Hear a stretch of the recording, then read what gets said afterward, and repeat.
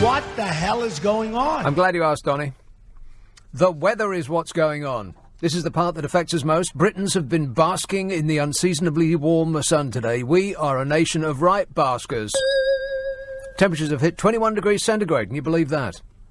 And somebody was kind enough to call me a stupid moron yesterday and say that I had got it all wrong, my equation to translate centigrade into Fahrenheit. Apparently, you double it, take 10% off, and then add 32, as though I need further complications. I can do this in my head. 21 centigrade to Fahrenheit is double 21, take off 10% and add 32, which is, I don't know, 8? Is it 8? Yes. It's 8 Fahrenheit today. Can you believe that? No. Temperatures are more than twice as high as the average for February. And as it will be climbing to 18 centigrade or higher on Sunday, Britain is going to be warmer than Bermuda, wherever that is. Apparently warm air is coming to Britain from Morocco. It's going to cross Spain and France, and it's going to come over here and make things nice. Unfortunately, there will also be a band of rain sweeping in from Northern Ireland and the west of Scotland, and I'm sorry, Glasgow, but that means you. Damn it! Why does it always rain on you? Met Office meteorologist Dean said it is exceptionally mild for the time of year. It's pretty impressive, bearing in mind that this time last year we were talking about the beast from the east. Really, was that 12 months ago? The beast from the east. The pestle with the vessel... No, wait. The vessel with the pestle has the brew that is true. I forget the rest of it. I can't remember. The beast from the east was 12 months ago. That is so scary, isn't it? Time just ticks by. Where does it go? He said, what a difference... This meteorology says, what a difference 12 months make. 9,216 little hours. And from tomorrow morning, areas of cloud and fog will clear, bringing what is expected to be another dry day, with the best of the sunshine being across the southeast, which is why it's more expensive to live there. And what's the outlook for the rest of the month? And for next month, I hear you ask. Well, I looked it up. I did research, if you can believe that. It's going to be largely dry and sunny and mild, and that will continue until the end of February. Although rain and strong winds will affect the... guess where? That's right. Always. It's such a tiny little island. You think that the weather would be the same at the top as it is at the bottom, but it ain't necessarily so. It's probably because of science, I expect. By early March, we're likely to see stronger winds and rain at times. You see, when it gets nice at this time of year, you always think, oh, well, we're out of the woods now. It's going to be a smooth transition to summer. I can get my cosy out. But no, it might actually snow next month on higher ground. So they say. But more likely, milder conditions will remain, with the occasional colder spell, which could bring overnight frosts, and the best chance of fine and dry weather with some sunshine will be in the south and the east, as usual.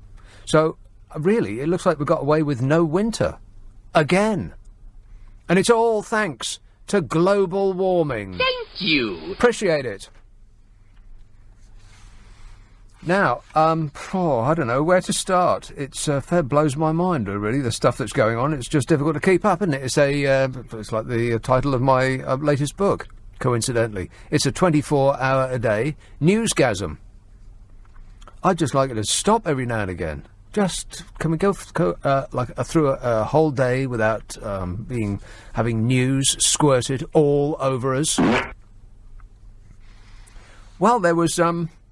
this letter that was in the mail that caused some concern all round.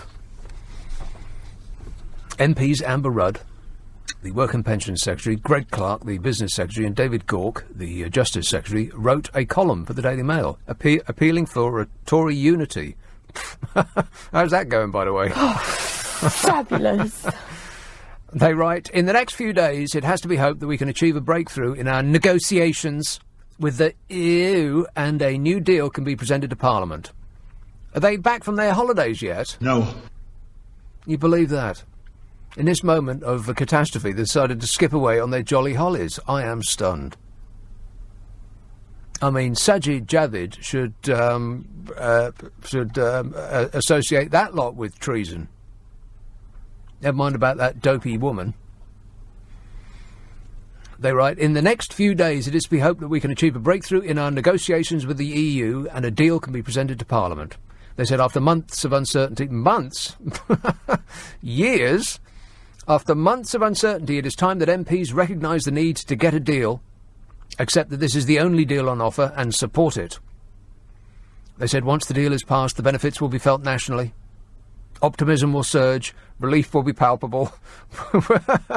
We will have... I don't know whether they're deliberately trying to be funny or whether it is just amusing me.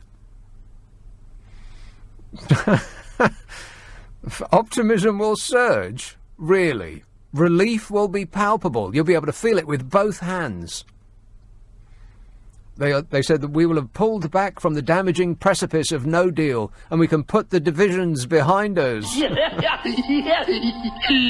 They don't know us very well, do they? And besides, that doesn't sound like the opposite to Project Fear, Project Hope. Or rather, it does sound like the opposite to, I don't know what I'm talking about anymore. I'm overcome with joy.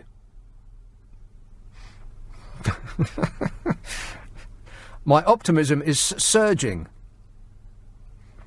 I'll take a picture of it and send it to you in a post if you like. Disgusting. They said... here's where it gets, they're disappointed. They're not angry, they're just disappointed. They said too many of our parliamentary colleagues appear complacent about the consequences of leaving the EU without a deal. And we know who they're talking about, don't we? The usual suspects. Here we go. Okay. Yeah, the old Etonians. That lot. I don't know what they instill in them in that place. That's the end of that sentence. I don't know what they instill in them in that place. How should I know? It's got nothing to do with me. This country was like this when I got here.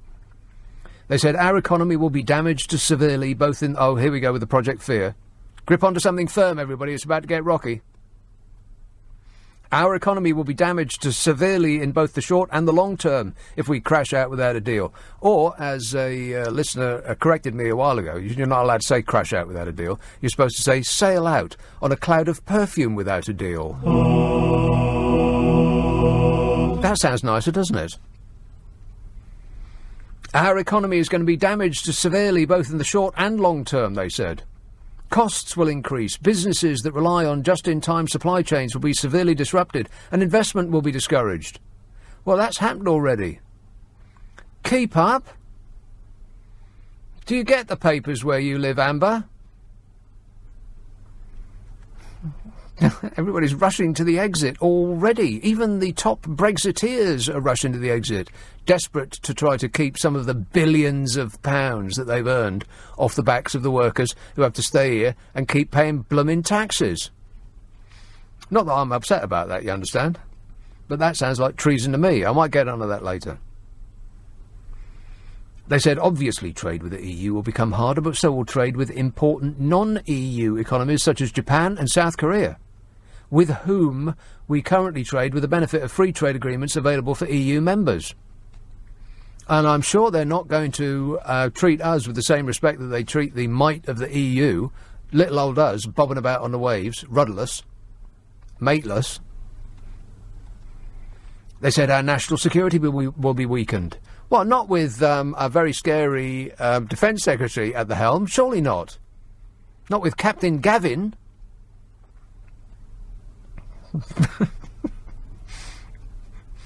Really, could Theresa May not have found somebody a little more scary than Gavin Williamson to be our chief protector? I mean, come on. He's like the... what's the name of the stupid boy from Dad's Army? Pike. He's like Pike. Don't tell him your name, Pike. And those F-35s that we've just had delivered, oh, they're so fantastic. The F-35, they swoop and soar. Oh, they're great. Those, they're broken, aren't they? They don't work.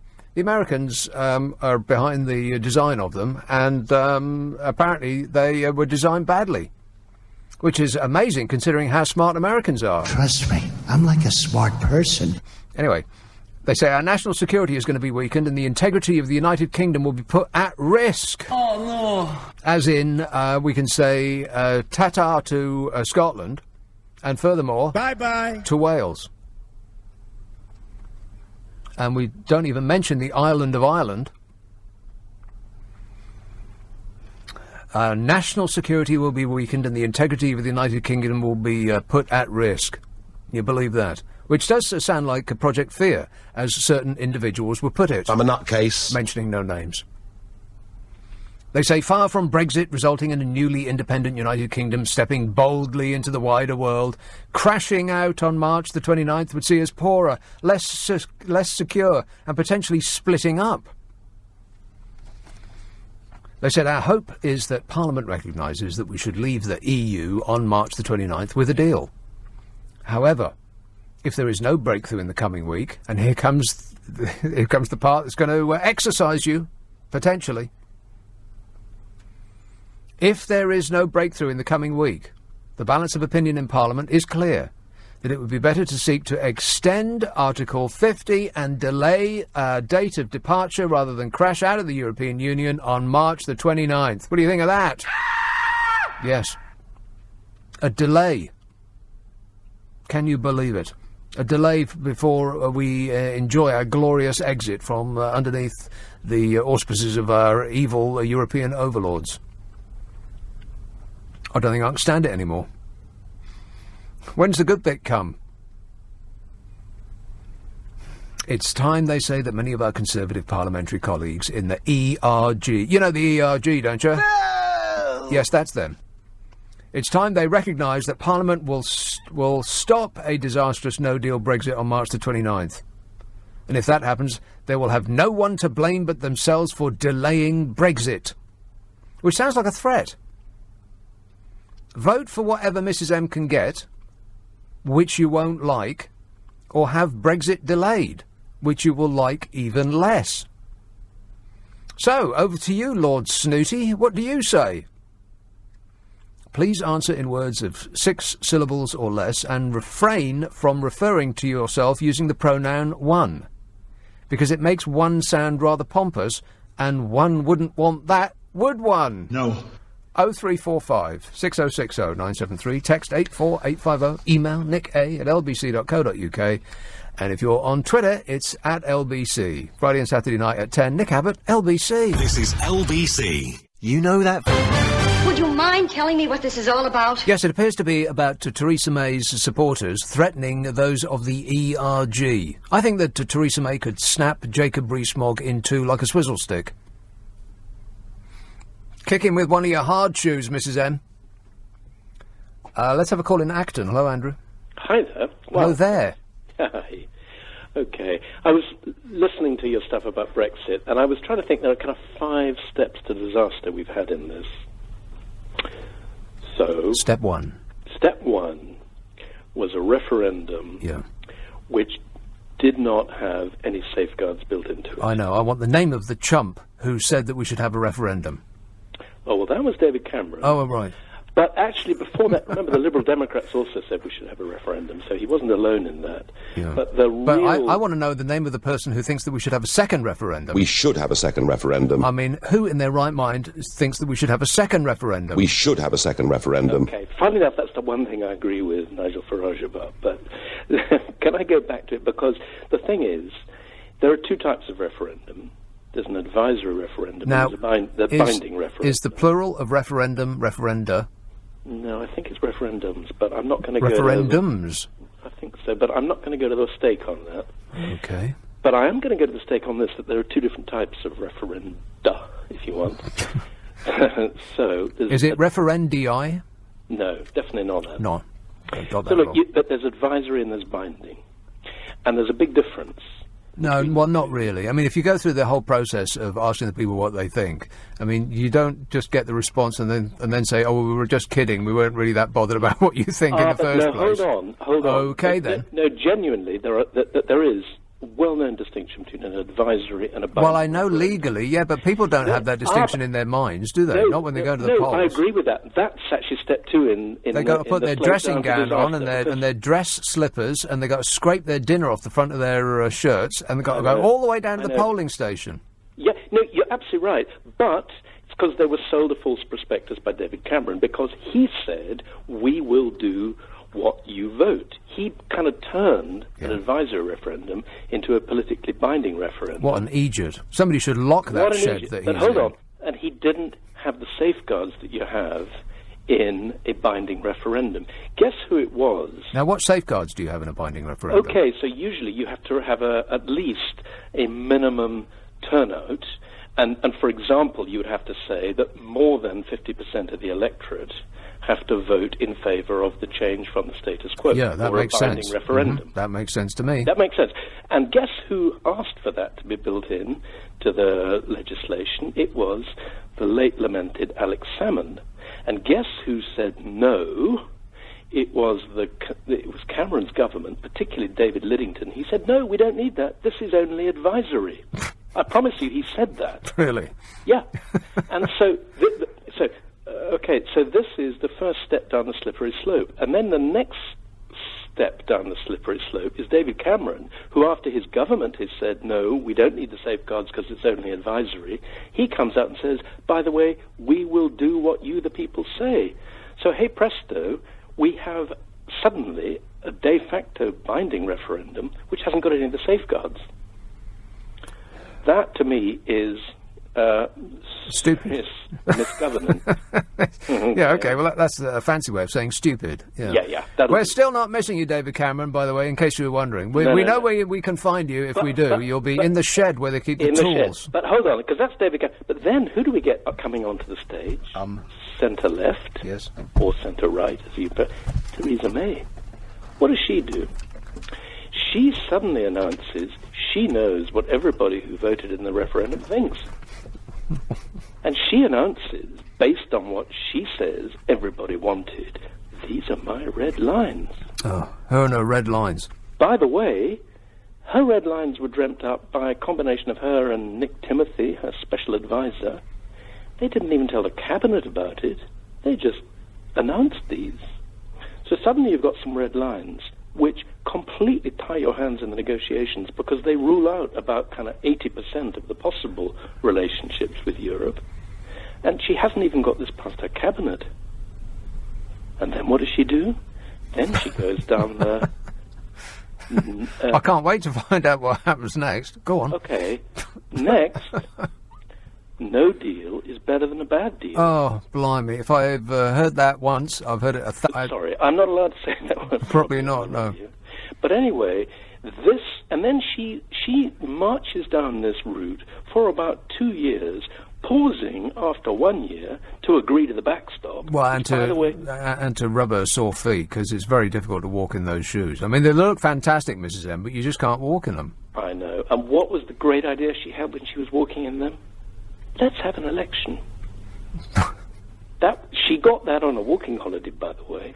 Yeah, she did, yeah. Okay. So, anyway, we've got the advisory referendum that turns into a binding referendum that doesn't have any of the safeguards, with the red lines that Mrs. May's dreamt up with her special advisor, to the election that, I don't know who the idea that was.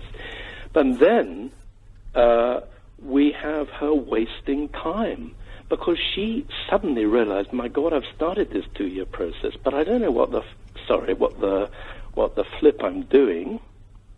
And so every time anything awkward comes up, she kicks the can down the road, except in December, and I think it was 2017, it seems like a lifetime ago, she agreed to the backstop.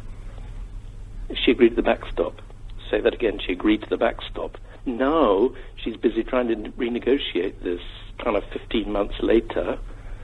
I mean, Theresa, if she was the CEO of a company in the FTSE 100 or even the FTSE 250, she would by now be facing lawsuits from all her shareholders who are saying, excuse me, did you not think to plan anything. Well, yeah, I think probably more accurately, she would be invited to leave and given a 7-figure cheque. No. Christmas. Not in my world, she wouldn't.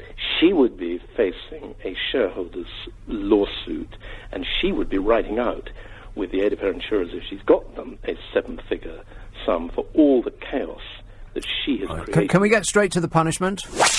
Let's get to the punishment part. Okay, the punishment part is out on her ear now and facing proceedings for misconduct in public office. That's what I think the punishment should be, actually. I mean, I really think she is a disgrace. Yeah, plus that bag doesn't go with those shoes. Don't forget that. Oh, that's even worse. All right, well, thanks for laying it all out for us, Andrew. I feel even more depressed now than I did before you started speaking. And all right. just to make your evening, I'll just tell you, I even went to Eton. Oh, you even went to Eton, and how was it for you? Actually, it was kind of all right. I didn't love the place, but it was okay. It's a good education, no doubt. Now, never mind about the education, though. The reason that people get sent to Eton is to establish contacts. Am I right? Well, it's not the education part, it's the contacts part, yes? There's probably a lot of truth in that. There is a lot of truth in that. It's also because Daddy went there, and so he thinks his boy's got to go there, and he's there. His son is there with all the friends of his mates, and it's, it is a very kind of tight knit little. Like I said, contacts. Yeah, it's true. It's true. But it is also good education. Yeah, no doubt. Well, I would assume so, considering it costs so much. I think the education that you get from a place like that is less about learning facts and more about learning how to present yourself to the outside world. You see that, but there's lots of different types of Etonians. I'll give you another different type of Etonian. It's not nice. It's now, not. It's not. Wait a minute. It's not nice to meet you. It's how do you do? Well, yeah, yes. for some, but not for somebody like Oliver Letwin. Okay, so he is a thoughtful, intellectual, careful guy. He's not into this kind of social stuff. He's a really serious guy. And then he has no place being discussed on this show. I don't think so. I think you like ideas, and he is a very honest, careful, serious man. David Cameron is different. He's charming. Yeah, well, you speak for yourself, mate. He doesn't charm me. But what I mean by that is he's superficially attractive. Well, again, that is your opinion. Well, it was the opinion of all the people who voted him in as leader of the Conservative Party, and also who voted for him ultimately as Prime Minister. So he did achieve something a little bit like Tony Blair in that sense. Yeah, I suppose so. He was almost like Tony Blair light. Well, that was his. Yeah, that was heir to Blair. That was him. Wasn't it? He tips the scales like a feather. There's just doesn't seem to be anything to him. He's just all haircut and blank face. I mean, I bet if you sat down and you tried to draw a picture of his face, it would just be a blank circle. No, it would have two red circles around his cheeks, wouldn't it? Well, if you say so. Well, that's how he's always depicted. Presumably, you know his cheeks better than I do. But the thing is, I don't think he's a bad. I really actually blame Theresa May more for this than him. And you know why I blame her? Because she's a woman? No. No.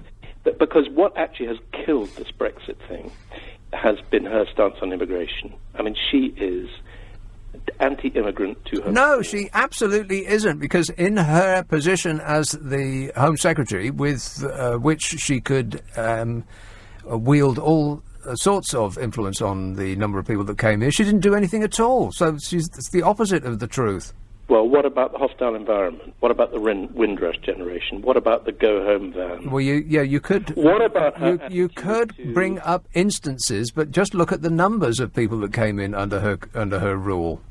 Well, and the funny thing is that most of the people who came in under her rule were actually from EU countries where she could have stopped it. What? They were from outside of EU countries. Well, actually... No, they were from outside EU countries. They were from specifically China and India and Pakistan.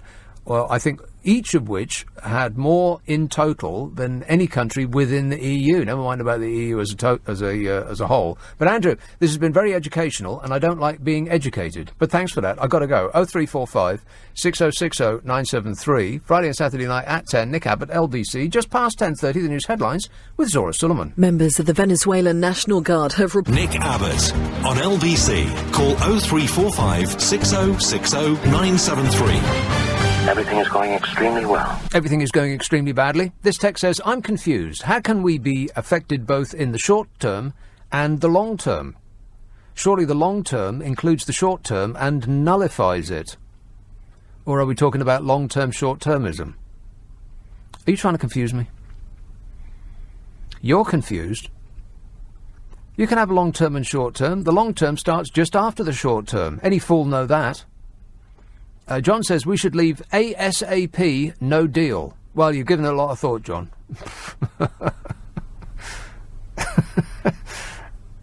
People just can't wait to get to the promised land, can they? Everything's going to be fantastic and great and super when we're out. And they just want to cash in that winning lottery ticket. Well, I'm afraid that winning lottery ticket is... you've added up the numbers wrong. You didn't win. You've lost. This text says, having exhausted analogies, the Ramonas resort to sarcasm. Really? Having exhausted analogies, the Ramonas resort to sarcasm. Presumably you're talking about me. And I would counter that having exhausted facts, Brexiteers resort to name-calling. You idiot. And that's not me being sarcastic, that's me just being rude. I mean, did you read that before you sent it? Having exhausted analogies, the Ramonas resort to sarcasm. Ramonas, as in half of the country you've just insulted. I'll go to the foot of our stairs, I would, if I had any. Islington, hello, Tony. Hello, Nick. Yes, I think there is an answer to this chaos. Oh, well, thank goodness you called. Yes, I think it's so simple. I think the Prime Minister should resign. I think we should have an election. And I think it would also reduce the suicide rate and the amount of increase in people's mental health. It's all in the last 2 years. Apparently, there's some statistics. There's been more suicides. Now, I'm not suicidal, but when I've drove over Lambeth Bridge a couple of times, I thought...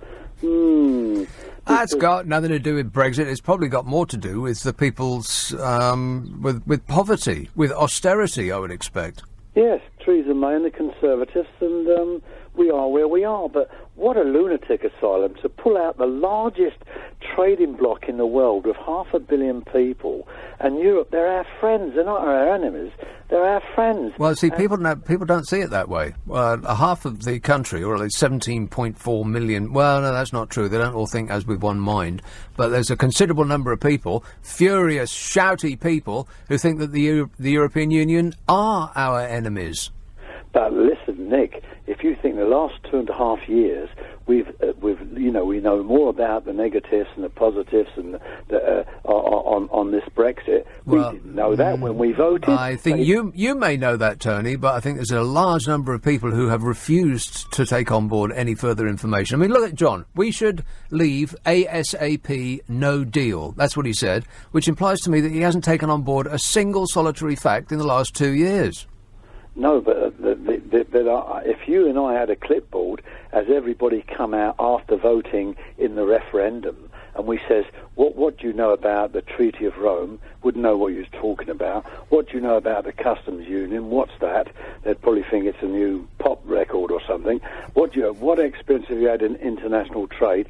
They went and voted on that. Come on. I mean, I just can't... Well, don't tell me that, Tony. Tell them that, and you will be met with a furious response.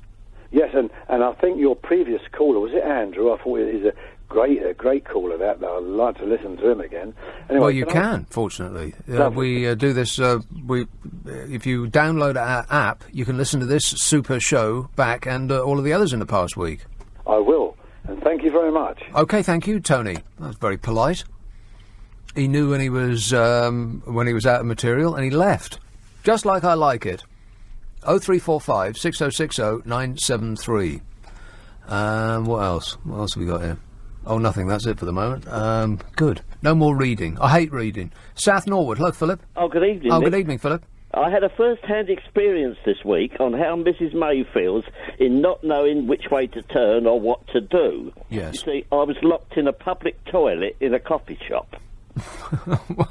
All right. It's true. Talk us through it. How did that happen? But on Friday morning, I'd had my coffee and decided to use the toilet, and somebody had been in there. There's a little bit too much information, Philip. Disgusting. Well, I've got to, because it's relevant to what I'm going to say. Okay, then.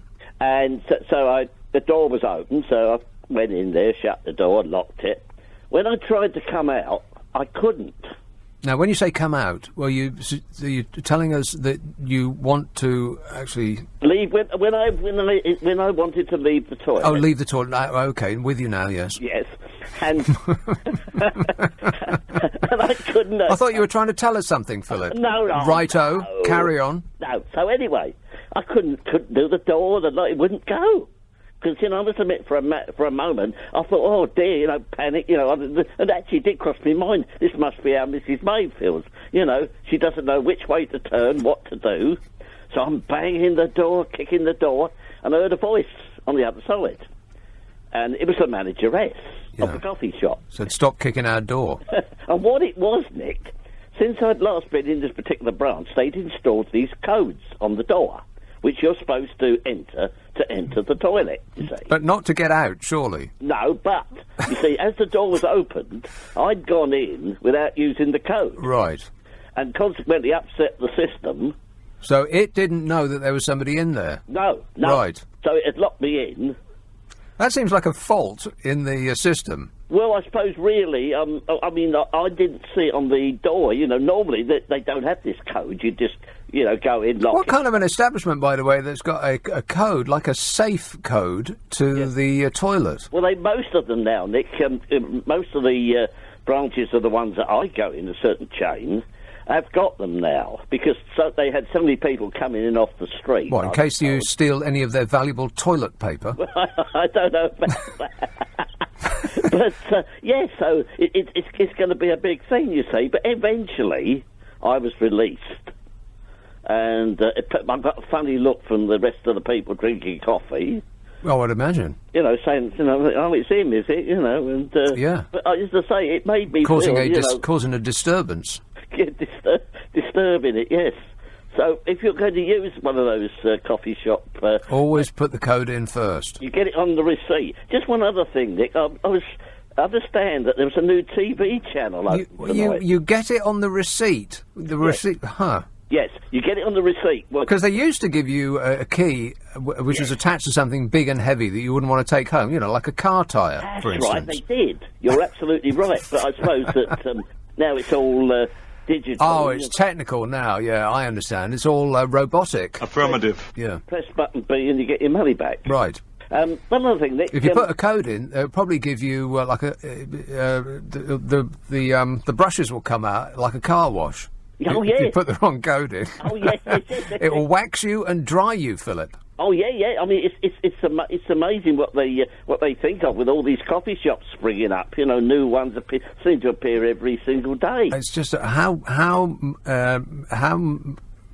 many coffee shops is too many? I think we've got too many. I mean, I think we must be at peak coffee now. How many drugs do people actually want? Want to score some pot? When I was a teenager, Nick, they just started having these coffee shops. I'm talking 50s, 60s. 1856. No. And it was great. You could go in there and have coffee, and I think it's people go in there to talk to each other. No, they don't. Oh, I don't know. Strangers, you mean? Or people go in with... People go in with friends. Oh, with friends, right, yeah. But not strangers, because that's the last thing you want. Go in and, some stranger starts to talking to you. No, it's all having... they have conferences, some of them, they got their staff there, all sitting round, you've got to do this later on, you've got to do this now. when you get back to the office. So what kind of a coffee did you order there, Philip? Was it a flat white? Was it a thick white? Was it a big white? I'm a heavy white? cappuccino, man. Cappuccino. Cappuccino. Right, okay. Nice cappuccino, and I had what they call an apricot croissant. Ugh. Very nice, with 2 nice apricots in it, you know. That sounds awful. What, do you want to ruin a good croissant by sticking fruit in it? Well, I mean, you know, I do vary. I don't have the same thing every morning. Not. Well, it's the spice of life, isn't it? It is, isn't it? Just one other thing, Nick, man. And another thing. I don't know if you read, but there was a new TV channel started tonight up in Scotland. Oh, yeah. It's called BBC Scotland, and it said in the paper... That's not a new channel. Well, it is. It's brand new. It started tonight. 32 million the BBC spent on it said. But they've already got one, surely. No, they had a variation, but now they've got a brand new channel. You can't get it down here. They don't want us to watch it. 32 million they reckon that the BBC spent on it. Well, what's on it? Well, they got 1 or 2 new shows. Ugh. That they're bringing back that. I think tonight they had that Scottish sitcom, which I do like. What, Rabsy Nesbitt? No, still going. I don't know that. Have you about the old age pensioners living in the high-rise block of flats in Glasgow? No, I don't know that one. Oh, you haven't seen that one. But just one final thing before I go, Nick. And another thing. Yes. Did you read about Donald? Did you hear about Donald Trump? He said something sensible the other week. What's he said now? I very much doubt that. Well, he did. What he said, Nick. Yeah, I bet he said whoop-dee-dee scoop poop. Yeah, was it that? Or maybe he said bing bong. Yeah. No, what it was, Nick. Somebody asked him why he didn't have a dog in the White House. Oh, because he said he didn't want to be a phony. Be a phony. Yeah, I think that ship's sailed, Donny. Oh, shut up! He said he wouldn't have time to walk the dog. Yeah, sure. What with all the golf that he has to fit in. Yes, get him a handicap, yes. All right, thanks a lot, Philip. Okay. Got to go. Cheers, mate. 0345 6060 973. I can't wait till he says bye-bye. Yeah. See you, Donny. It's been really special.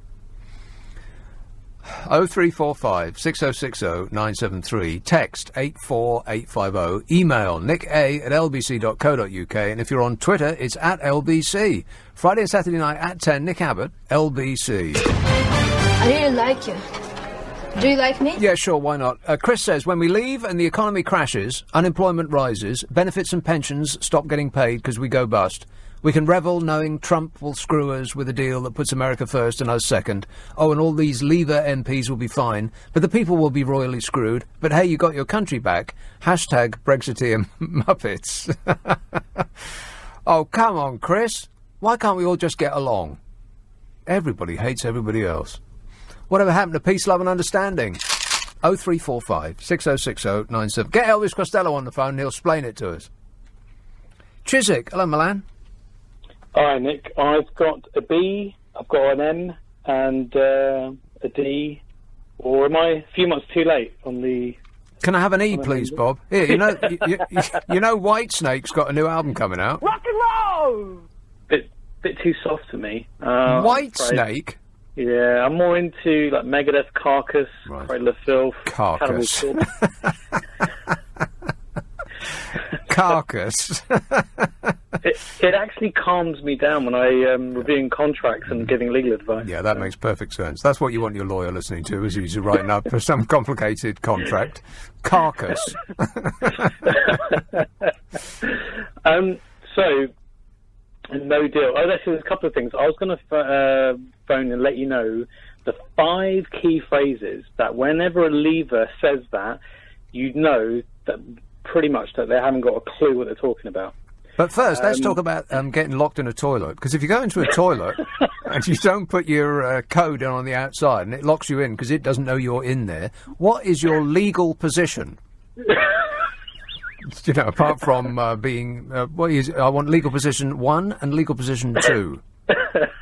If you get locked inside the toilet... Yeah.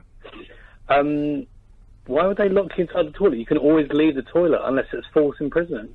False imprisonment? Right. Well, maybe. It sounds like you're in the money, Phil.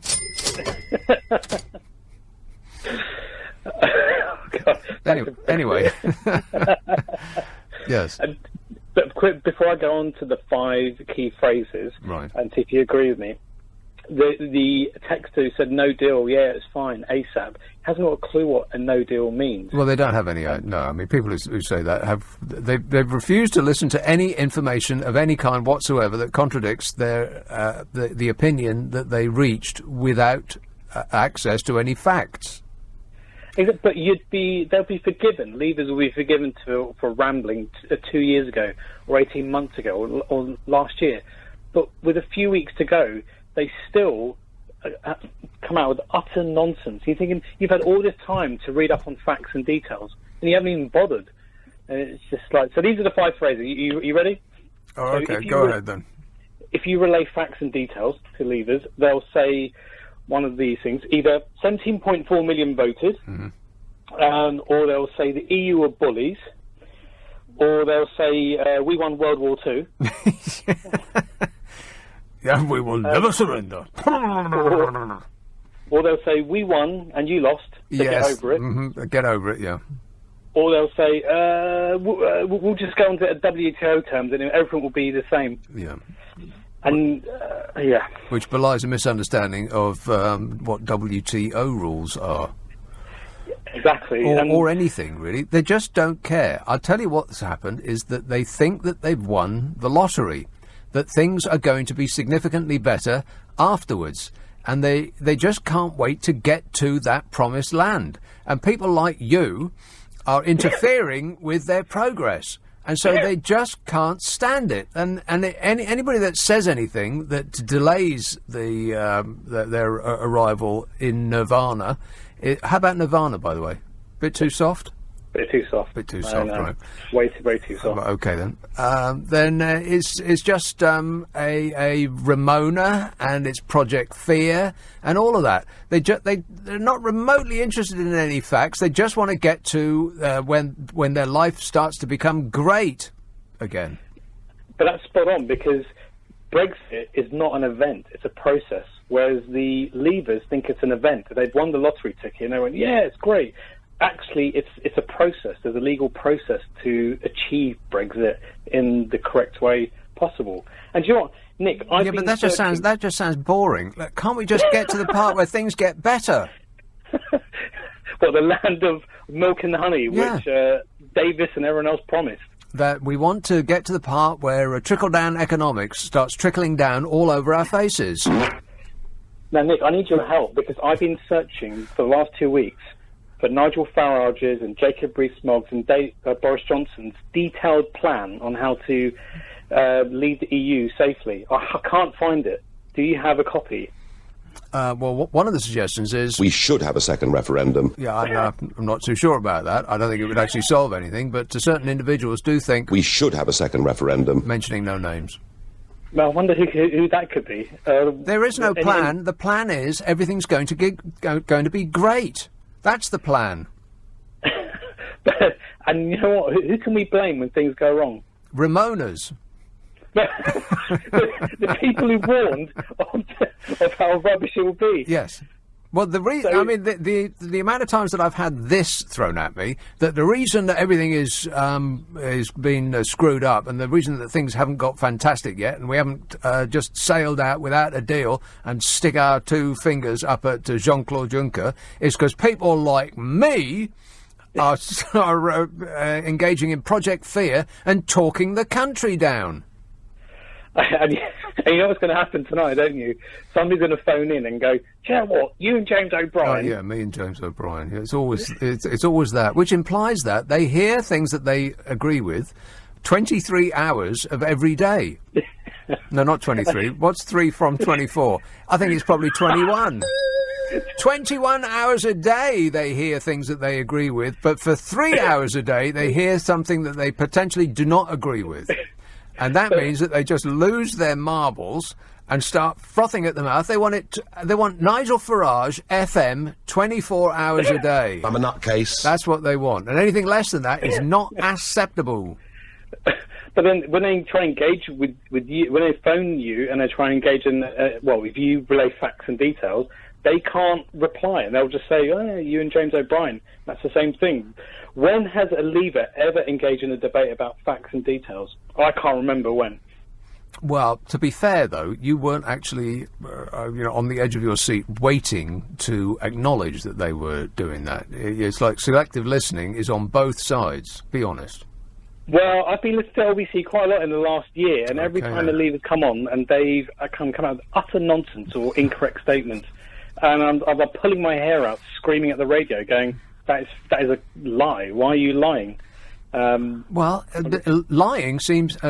disseminating misinformation, lying out loud, seems to work in certain circumstances. Believe me, believe me, believe me, believe me, believe me, believe me, believe me. Okay? And it works over there and it works over here. You just keep saying the same thing over and over again, and it doesn't matter if it has absolutely no connection to reality whatsoever, people will believe it, because they want to believe it. It's true, like the whole thing about Trump in the last year or so, and you look at Brexit and you think the misinformation and lies, the strong correlation is frightening. It is. What is happening in America is both funny, but it's also really, really alarming. And fortunately, the things that are happening to Donald Trump at the moment, he's being distracted by this Robert Mueller Russia investigation. But what's actually much more serious, as far as he's concerned, is what New York State is doing, because he can't pardon either himself or any of his chums if the New York State goes after him, because that's not federal, that's state. And so I think he's been distracted. Well, he's very easily distracted, with him being so smart and all. Trust me, I'm like a smart person. He's been distracted by the wrong thing. It's almost like the Mueller investigation is a distraction engine to draw his eye away from the real danger, which is what's happening in New York at the moment. But blimey, it just gets more and more exciting, don't it? They're going to have to build a wall around Donald Trump, and then what? If there's a concrete wall in front of you, go through it, go over it, go around it, but get to the other side of that wall. But walls do work, yeah, no doubt. Okay, excellent work. Thanks a lot, Milan. Cheers, mate. 0345 6060 973.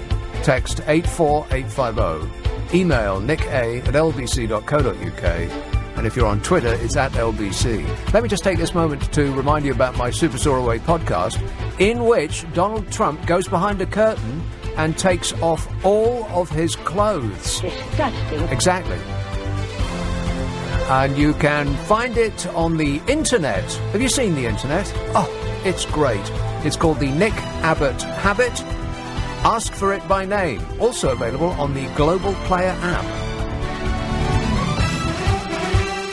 I am not one of your fans! They're going on another overseas official visit. Meghan and Hazard and Sparkles. Or, as you and I would call it, holiday. Another one. God, it's just work with that lot, ain't it? No. Mark says there's so many coffee shops for people to chat in these days, it's no wonder all the flipping pubs are closing down. Yeah, it's like as a nation we've decided that we want a new drug. Alcohol don't do it no more. We want caffeine. We want a new drug, like Huey Lewis in the News. Remember that? I want a new drug, one that won't make me sick, one that won't make me crash my car or make me feel 3 feet thick. I want a new drug, one that won't hurt my head, one that won't make my mouth too dry or make my eyes too red. John says, OK, clever clogs. Oh, thanks. Oh, there's more. At which point does the short term become the long term? Where's the join? If you can't answer that, then it's all long term, isn't it? No, it isn't. This is short term. And long term is after that. I don't know. There's no definite. It's vague. One fades into the other. I can't give you specifics, but you know what short term is and what long term is. Just don't ask me any more questions. It sounds like you're giving me homework. Oh, but sir, it's the weekend. Leader of the Apathy Party, UK, says there's no time left to organise and administer a second referendum. There is no parliamentary time left to do anything other than accept or reject Mrs M's deal. The Remainers have run out of time. I think it's pronounced Remoners. It says they've wasted their opportunity. They've let themselves down. We're leaving 29th of March. No, I don't think you are. Or we are. I don't think we are leaving on the 29th of March. I think it's going to be delayed. We're going to delay the our emergence into a brand new world. Because it didn't make any sense to do anything else. And I know nobody's really interested in making sense anymore, but it really doesn't. And there's certain individuals who are treating all this like a game. And I think we know who I'm talking about. Hardline Tory Brexiteers. And they were told to stop treating Brexit like a game. And it does sound about right. The Brexiteer fundamentalist ultras do seem to be treating it like a game of chicken, in which they won't suffer no matter what the outcome, because they're all millionaires. The co-leader of the Brexit delivery group of Tory MPs, Andrew Percy, hit out after it was revealed that about 100 Conservatives, including as many as 25 ministers, could back moves to delay Brexit beyond March the 29th to avoid a damaging no-deal Brexit. Hallelujah, finally somebody's making sense. Of course we shouldn't leave if we're not ready. That don't make no sense. You're going to have to wait to cash in your winning chips. And, of course, this will seriously affect those who have made hedge bets against the pound, because if the pound doesn't go down, they won't cash in. I wonder if any of the European Research Group lot are under that category. I wonder. With the makeup of the House of Commons just been tossed in the air like a salad, rebel Tory MPs now sense that there are enough MPs across the House of Commons to pass the new Cooper Amendment, which would extend the Article 50, which is due to be debated on Wednesday. In other words, we're going to be waiting till we leave. Oh, no. Not cancelling leave, just waiting. Waiting till we're ready. And it's all coming to a head. Isn't it exciting? No. Of course not. People just want it to be over. They want it to be over and to have this promised money to start pouring all over us. Meanwhile, Mrs M is going here, there and everywhere, baby, trying to negotiate. She's going to meet the European Council President, Donald Tusk. You remember Donald Tusk, don't you? No! Yes, that's him.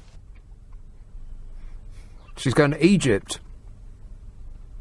I hope you're racking up your air miles, Mrs M. You might get a new pair of shoes out of them. She's been here and there and everywhere, baby. She went to Brussels this week. Oh, Brussels. I've been to Brussels. It's absolutely fantastic. By which I mean really, really boring. It's almost as boring as Luxembourg, which is really saying something. Mrs M and senior ministers like Brexit Secretary Stephen Barclay and Attorney General Geoffrey Cox visited Brussels this week, desperate for a breakthrough that has not arrived. And as the clock ticks down to the UK's scheduled exit from the EU on the 29th of March, she faces a rebellion by up to 100 Tory MPs who wanted to delay Brexit if she can't cut a deal. Well, it's a good job somebody's looking out for our best interests, don't you think? No?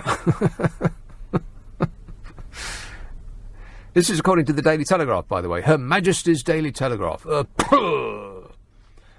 they reported that this BDG, the Brexit Delivery Group, which represents both Remain and Leave MPs, in other words, they're doing their best to act in the best interests of the country, they're calling for a free vote in the Commons next week on a backbench move to take no deal off the table.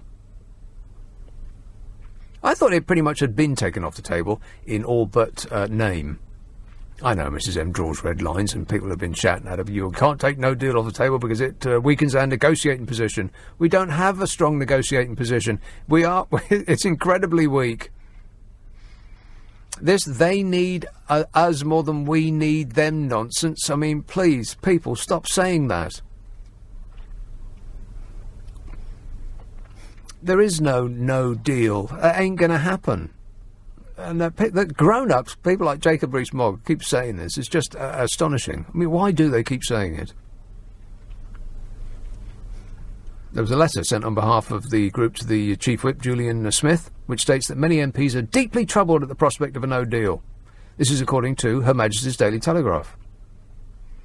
You bet they're deeply troubled, because they're experts in possession of facts, but sadly nobody's remotely interested in them anymore. experts and their so-called facts. Blimey, they'll be quoting scientists next.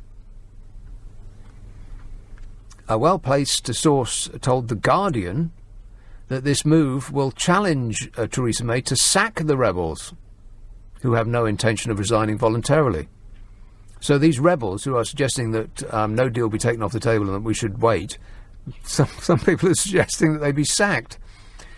100 Tory MPs get sacked. One cabinet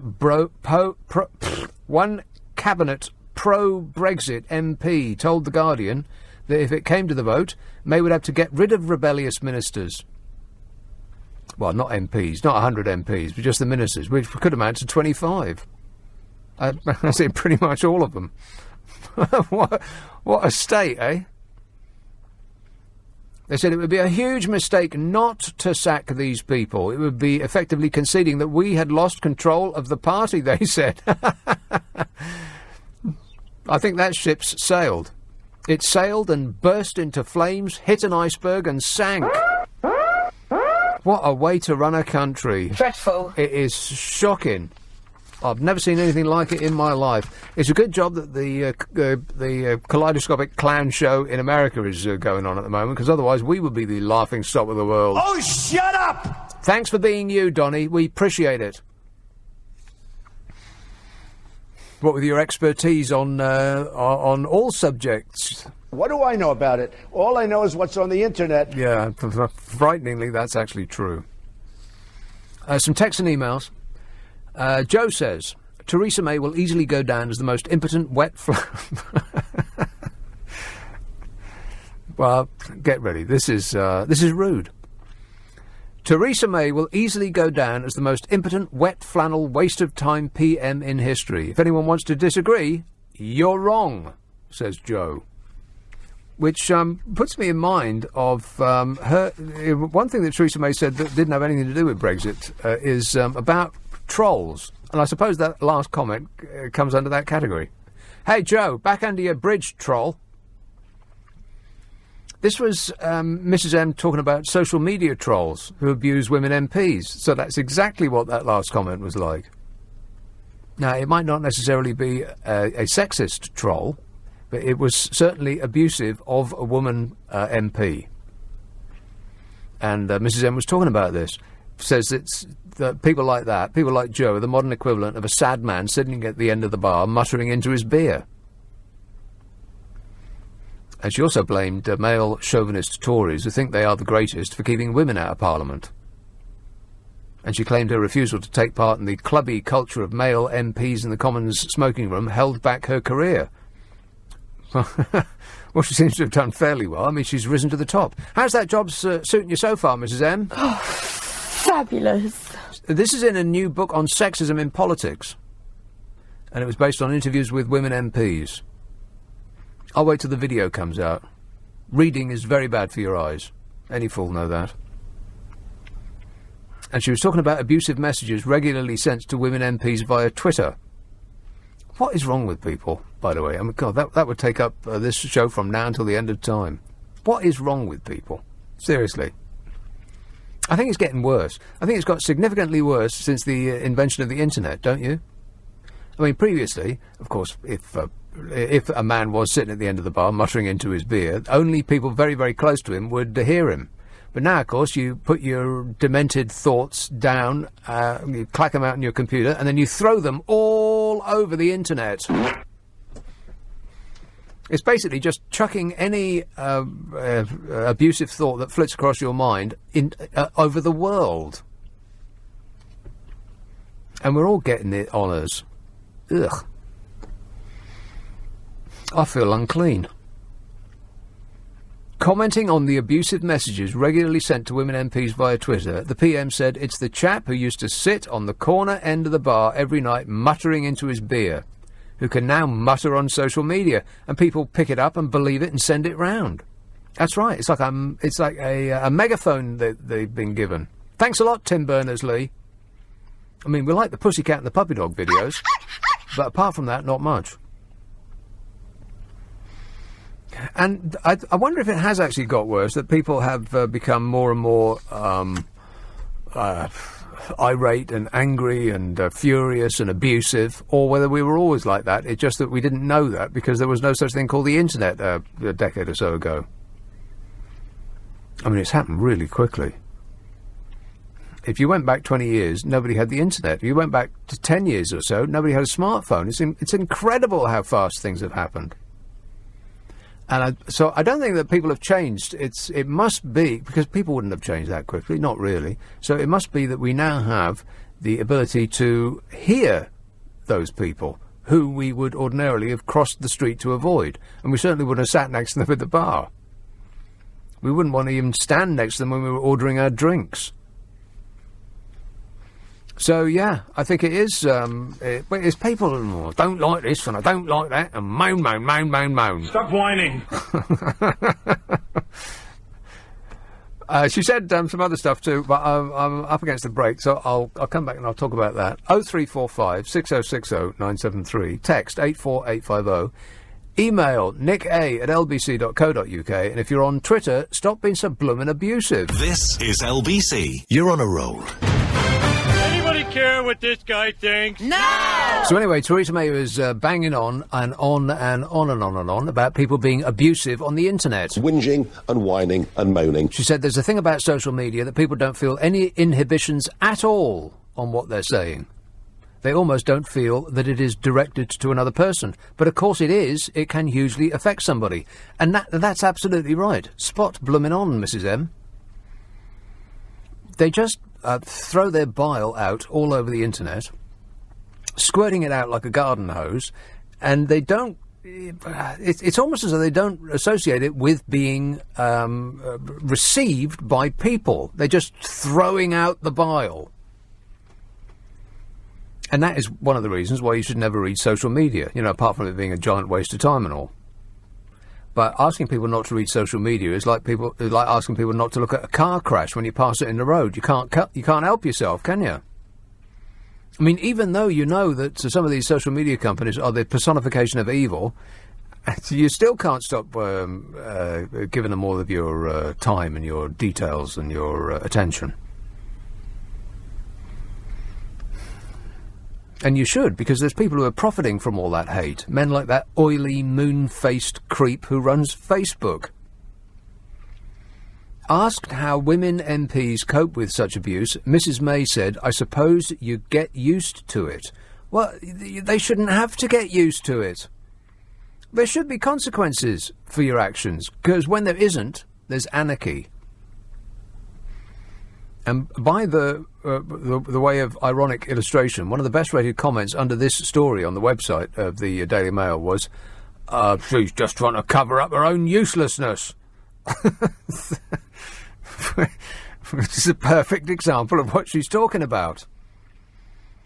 She's not trying to cover up her own uselessness. She's saying that people should stop insulting others on the internet, for crying out loud. And another was, if the women in Parliament did a good job, it wouldn't happen. The folk who sit at the end of the bar mistakenly voted for you. That's why they're whinging. So there's a little way to go as far as abuse level at women is concerned. Let's call it a work in progress, shall we? Like racism in football. Let's kick racism out, they said. How's that going? Dreadful. Yeah. You might as well try and kick stupidity out of football. Or pubs. Or the internet. Oh, well, the lads done great, and it's all credit to the lads, and the lads done great, and it's all credit to them. 0345 6060 973. Stephen says, Lord Haw-Haw on LBC. Lord Ha-Ha-Ha-Ha-Ha-Ha. I'm a Nazi now. Honestly, I despair. I don't want to be insulting, Stephen, but you're an idiot. Let's have a call in Bedford. Hello, Rob. Yeah. Rob. Yeah. Oh, sorry, I beg your pardon. Yeah, how are you? Great, mate. Good. Look, I've been listening in. I'm sorry if I'm going to rant a little here, so please forgive me, okay? But, I'm getting a bit tired of everybody criticising and insulting everybody else because they have a different opinion. It's not the way forward. Everybody criticising May, everybody, in life there are standards and drains, and there are people that that want to actively move forward, and there are people that just sit there and criticise all the time. Now, for the viewers out, for the listeners out there, rather, I'm a leaver. Okay, I'm not claiming that I'm right. I'm not claiming I know any more than anybody else. Okay, and most of the people in the UK, frankly, have a limited knowledge on all of this. Okay, and none of us are experts on it. Okay, but what I see in a debate is that two people can express an opinion, and we can all gain knowledge, so that we can make our opinions, that bit more knowledgeable, and we can base it on more facts and more information. Now, I want to make 2 points. First of all, with regard to May, I don't particularly like her. I don't think she's particularly strong, but then again, I don't think any leader is that we have at the moment. But I think this woman was given a completely, almost impossible role here. I mean, she's got the majority of the people turning around saying we want a no deal. Okay, she knows she can't get that through. She's got the. Well, it's not the majority. It's not the majority of people who say we want no deal. It's a minority of people. But Sorry, anyway, go on. That was 52%. Sorry. No, that's no. They said they wanted out. They didn't say they want no deal. That was not on the card. Well, there's the confusion there, isn't there? Because in my experience, people that I've spoken to in everyday life, when people saw that box, do you want to remain in the EU? Yeah, that's what it means. No, it absolutely did not mean that, Rob, because nobody even thought of that before they went and ticked that box. They didn't think about no deal I think you're wrong. Okay, well, we'll just agree to disagree. What else? What else have you got? On that. Okay. But nevertheless, anyway, she was going to, if that were the case, she was going to present it to Parliament, and Parliament were going to make their own no matter what anyway. Okay, so there was always going to be huge disruptions. She's got the EU that were basically going to throw up a brick wall, making an example of the UK. Again, that's completely untrue. Why is that untrue? They were going to make an example of us. In what respect are they making an example? Well, listen, they certainly didn't want us to leave. They of course not. To leave. It's a link in a chain, a very important link in a chain. Yeah. And they were going to set an apart from anything else, we've given them a giant headache. For 2 years now, we've given them a headache. Of course they didn't want this. Well, we might have... No, I'm not saying that. No, what I'm saying is they wanted us to be very much part of it. They wanted all the countries to remain in. Well, yeah, because we were all doing fairly well out of our membership. Okay, well, we'll come on to that at the moment, but I still nevertheless think that they were making these negotiations as difficult as possible. No, that's completely... By what measure are they making it as difficult as possible? How are they doing that? Well, because they're not being particularly, helpful in the negotiation. Well, yeah, they would say the exact same thing about us, because we haven't told them what we want yet. And they may well do. Okay. Well, they have done already. Over and over again they've said that. On that one. Look, my point is, I understand you're going to disagree on perhaps most of the things that I'm going to say here, okay? But only the things that are wrong. But see, here you go again. Here you go again with right and wrong. It's an opinion. What makes your opinion right? Do you know what the EU are thinking? Do I know what they're thinking? You seem to know what they're thinking. You've established already that you know what they're thinking. Me disagreeing with you means that I know what they're thinking. What's happening here is everybody who doesn't agree with the next person is all of a sudden a moron or wrong. Well, okay? Did you hear the word moron coming out of my mouth? No, but I hear it coming out of a lot of people's mouths. Okay, well, I'm not responsible for them. All right, listen, I don't want to turn this into some sort of... let me just carry on with these. You see, I don't wish to have an argument with you. I just want to express an opinion without being told I'm wrong. It's my opinion, okay? It may not be yours, but it's my opinion, okay? But one thing's for certain is, that there's many people within each party that is disagreeing with the proposals of their party leaders. Okay, so what I'm trying to say here is she was given pretty much a poisoned chalice to deal with. I don't believe there's anything. I don't think anybody could have particularly done any better than she's been able to do. I don't know if you agree with that, but if you don't agree with that, perhaps you could tell me how they could have done better than that. No, I think she was given a poisoned chalice by a dopey ex-Prime Minister who just ran away when he realised the calamity that he had left us with. You see, why are you saying dope? Well, that's my opinion of David Cameron. I didn't. No, okay, I'm not. I don't want an argument about it. You said that you're going to give me your opinion. That's my opinion. Okay. But apparently now you're on this programme. You're allowed to give yours, but I'm not allowed to give my opinion. No, you're welcome to. But I'm just saying, in adult debate, what's the point in calling somebody dopey? I mean, that's just an insult, isn't it? Yes. You know, but okay, if that's how you want to debate, then that's up to you. Yeah, but look, the reason why I voted to leave was I was unsatisfied with the answers that I got to quite a few things. Like? Now, I'm quite willing to change. Like what? My opinion. Okay. Let's deal with the first one, which is we have an NHS service that's on its knees. We have an education service that's on its knees. Pretty much everything we've got is on its knees at the moment. And the Leavers are particularly interested in what's going to happen with regard to immigration. Now, we had 350,000, the size of Southampton, come here last year. In 20 years' time, that's going to be something like about 10 to 12 million. Assuming people still come at the same rate, which I would suggest that they wouldn't, because those jobs won't be available for them to come to do, because we're about to be overrun by artificial intelligence, and so 30% more of the population is going to be out of work. So why would people come here in order not to work? They come here to work. Okay, well, that's plus they come here from outside of the European Union in greater numbers than from inside the European Union. Okay, but at some point, in order for there not to be enough jobs, there has to be an optimum amount of immigration that comes in. I don't know when that point will be, because we're talking into the future. The point will be when unemployment figures start to rise, and at the moment they are at a record low. Okay, so where is that? I mean, you came in with a point, but all I can say is, I was listening to James O'Brien the other day. He said he wants to keep things at present. He sees the future as at present. So at present, it's 350,000. He sees the future as at present. I don't know what that means. That's what he said. What does that mean? That's what he said. What does it mean? The present. He's saying that. How is the future the present? I'm going to tell you if you let me speak. He's saying that he's basing his future 20 years based on the present performance, what is currently happening today. So, i.e., 350,000 is coming here today. The financial results of today. All of the.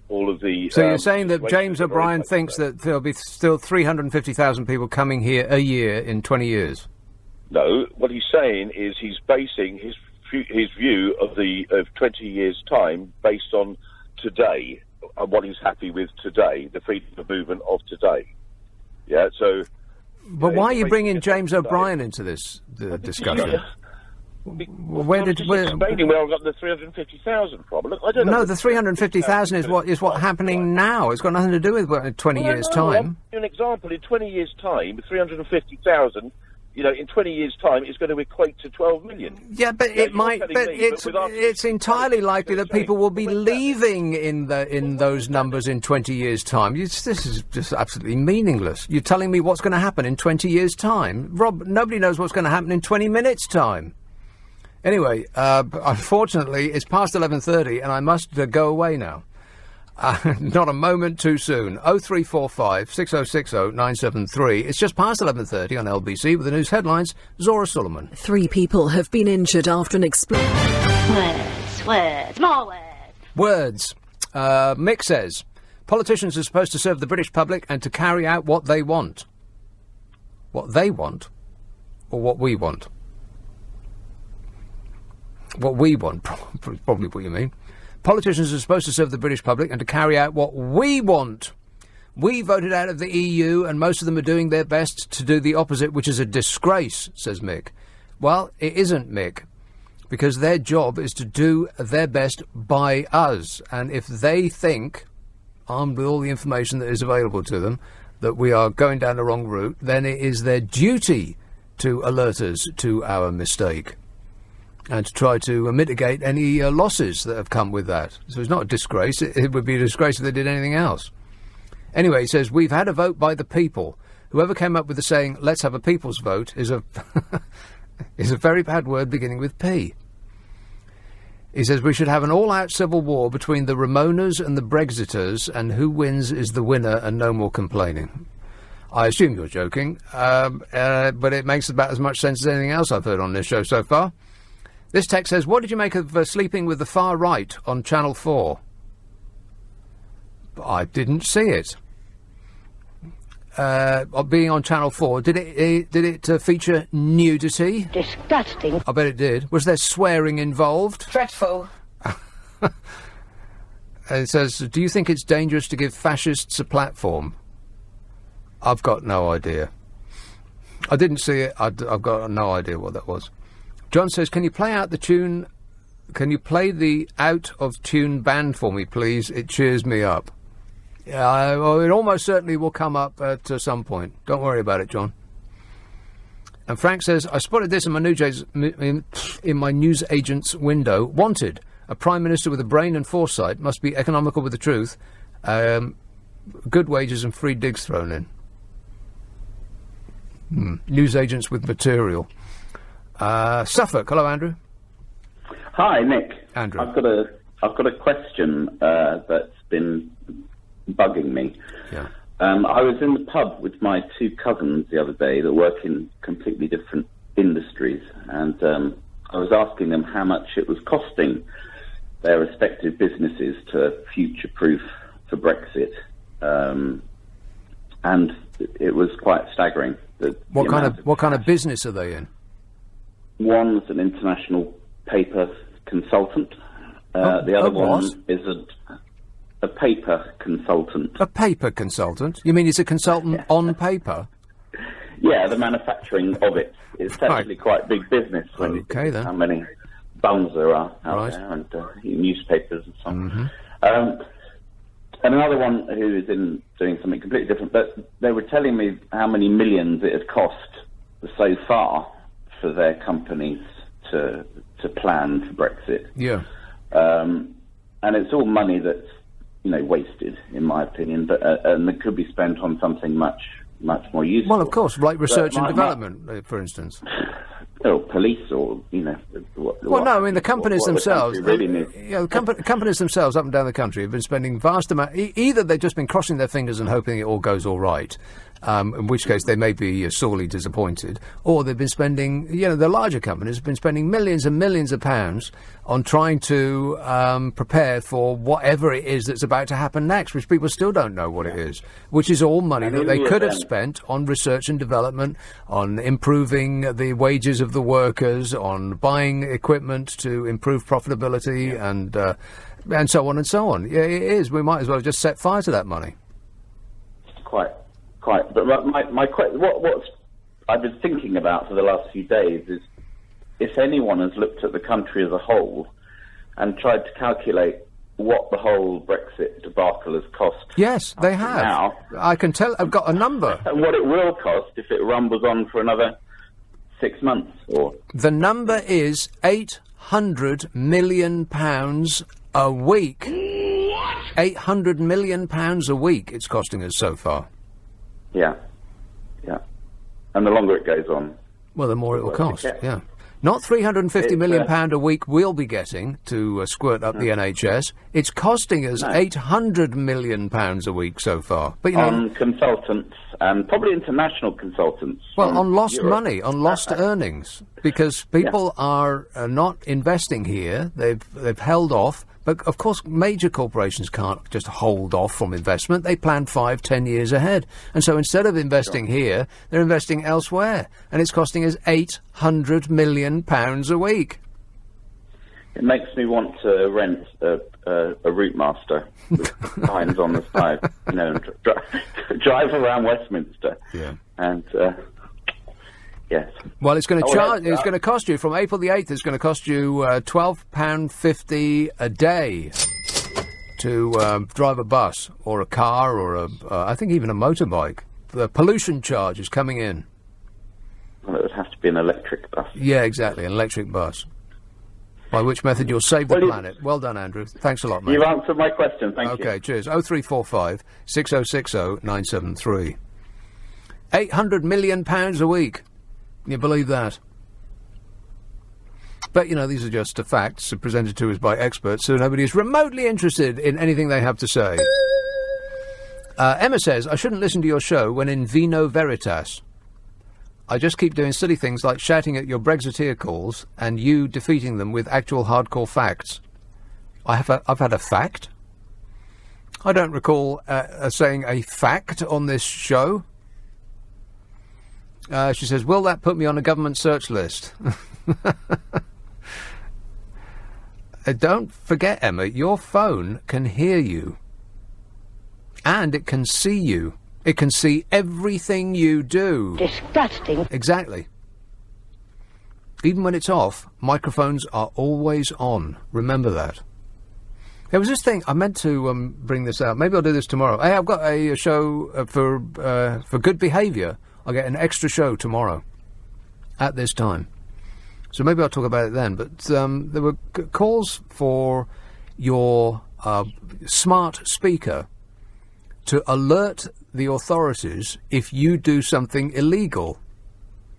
Like if you're at home relaxing and you do something that is illegal in some way, shape or form, then there are calls for your smart speaker to call the police. Do you believe that?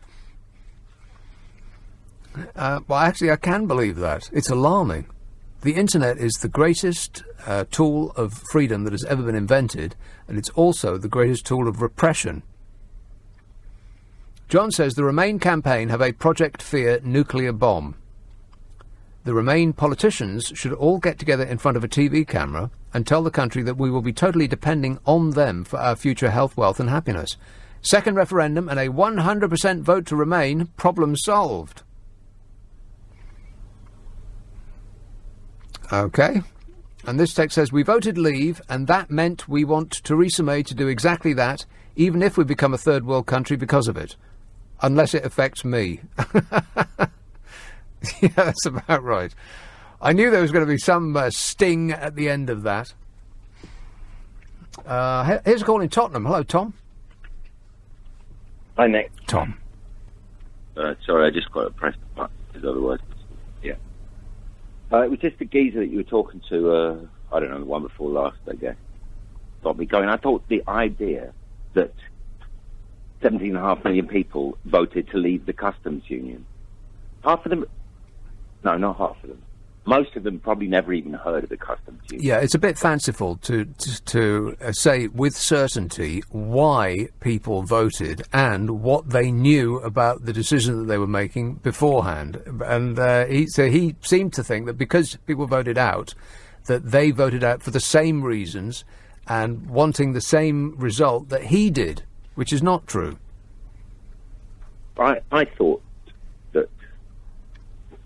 I thought people would probably need about a year to study the European Union and their association with the UK, probably 2 to get a really reasonable idea and do nothing else, and probably get a cleaner and stuff like that, so that's all they did. You know, kind of 8, 10, maybe 12 hours a day, then maybe they'd have a limited idea of this. Okay. But what's the other thing, other than the customs union? I can't even remember what it's called. There's the other thing they always go on about. We're leaving the customs union and whatever the other thing that trade links you. What's it, I don't even remember what it's called. Yeah, the other thing. See what I mean? Exactly. Now, okay, I'm an idiot, but the other thing, you know, we're going to leave the customs union and the... Single market. Single market, there you go. There whatever you go. The hell that means. Yeah. I still don't know. If I started, I'd give up in about... No, less than a day, because I would terminate from boredom. Exactly. It's very, very dull. And the thing, if people now, after 2 years of hearing about the customs union and the single market, even now they would be hard-pressed to define what either of those two things mean. But even if they could, they certainly did not probably even have heard of it when they made the decision about the referendum in the first place, because we didn't have any of these discussions. There was no discussion about the Northern Ireland border. There was no discussion about what the trade deal was going to be, or any of this stuff. There was no time. After all this time, and still they don't believe me. Okay, so also, Theresa May... That was weird. ...and her poison chalice. Yes. The geezer mentioned that... The chalice with the palace has the brew that is true, Mrs. M. Don't forget that. Your producer liked this comment for some reason. But I get, she didn't have to drink out of it, did she? She could have quit. She could quit now. She I don't know if you remember this conversation, like it was, I don't know, 20 minutes ago, but the geezer was going on about, I don't know, what a tough time she's got or something. Well, she didn't have to do it. Right? Well, I know, but if you had achieved the apex of your career, and I you heard decided you last night, that when you got there, it wasn't as great as it could have been because your previous incumbent ruined it for you. Well, it'd be a bit hard to just say, okay, well, that's it, I'm leaving. It's not as good as I thought it was going to be, so I'm out of here. I think that she's trying to do her best by the country now. Actually, I almost feel sorry for her, a little bit. And I don't pay a lot of attention to it, but within the situation that we're in, I listen to this stuff vaguely, mostly on radio, with the idea of can we have another referendum so that we can change it all? Well, great, And so what are all the people that are totally, locked in to leaving the EU going to make that? Well, that's going to be a real good one, isn't it? Yes, exactly. But just think about what we're saying there. We're going down a road that the majority of people who we pay to make decisions about the best way to steer the country, the majority of them think that this is the wrong road to go down. But we can't change the route that we're going down because a small number of people will get even angrier than they are already. That's the position that we find ourselves in. I don't think it's that small. That's what's so scary. Well, it is a minority of people. A very, very loud and furious minority of people are going to start shouting very loudly, and so that's the way we're running the country now. Whoever shouts the loudest. God, what a calamity! Which is, yes, exactly, and it's utterly terrifying. But whatever else is going on. It's on the same subject, and there's another thing. Also, I thought about this 20 years ago. Yeah. What the media talks about, well, that's what we talk about. I thought, well, I'm not talking about that crap today. Pardon me. I'm not talking about that, whatever that is that the media is talking about today. But that's what we talk about now. And I say that I am kind of interested, even though it's very boring. But, in about a month or a few weeks, I imagine the prices in the shops, that's how it's going to hit me. And I'm really, really poor. I mean, I live on air. Well, yeah, it's hit you already. People don't notice that it's affected them already because nobody has walked up to them and stolen the money out of their pockets. But the pound in your pocket is worth almost 15% less than it was before. Now, it hasn't really translated into higher prices in the shops. Very much because, possibly yes, but at the moment the supermarkets are in a furious to the death price war, which is why they have managed to put a lid on rising prices in the shops. But they can't swallow these rises forever, and if we leave without a deal, well, I've got a detailed file about what's going to happen to the price of food on your shelf if we leave without a deal, and I'll come to that in a minute. Tom, I've got to go. 0345 6060 973. Nick Abbott, Friday and Saturday night at 10. And this week, tomorrow as well, LBC. Eddie Mayer, weekdays from Nick Abbott on LBC.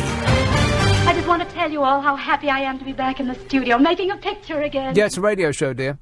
Ahmed says we really need electoral reform, not self-appointed high priests of all that is holy. What?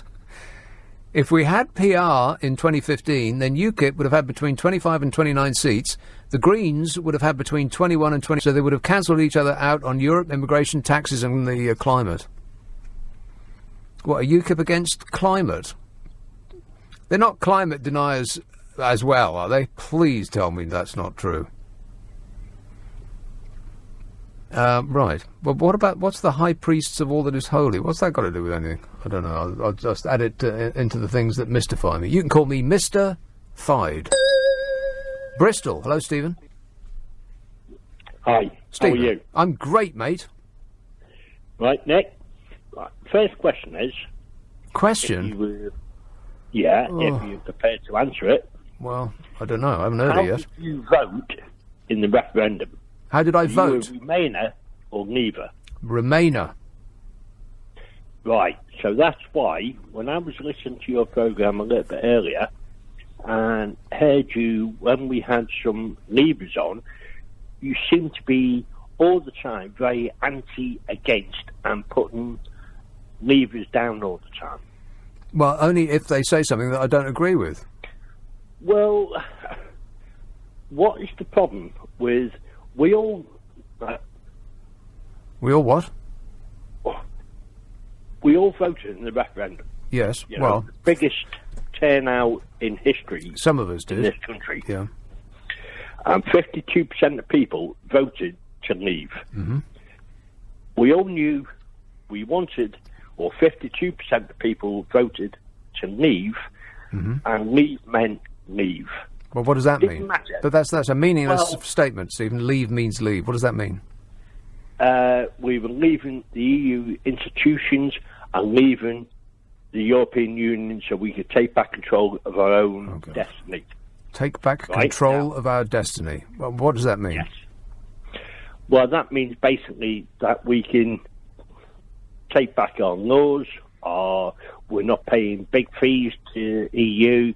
Yes, we would have to obviously do trade deals with other countries and whatever. The biggest problem does that include the European Union?